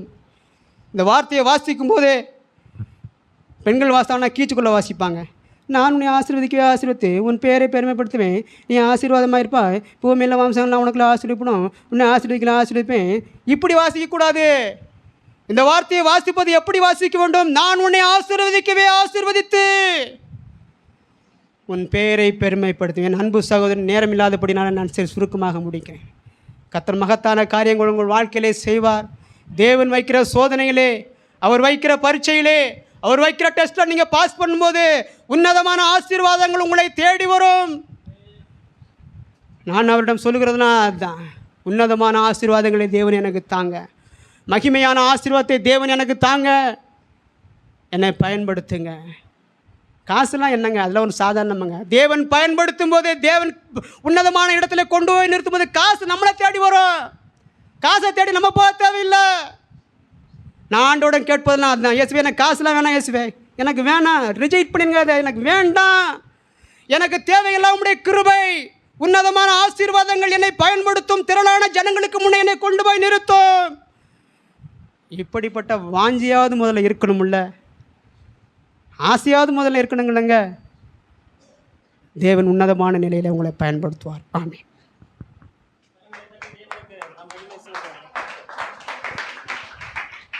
நம்ம எல்லோரும் எழுந்து நின்று ஜெபம் பண்ணி முடிக்க போகிறோம்.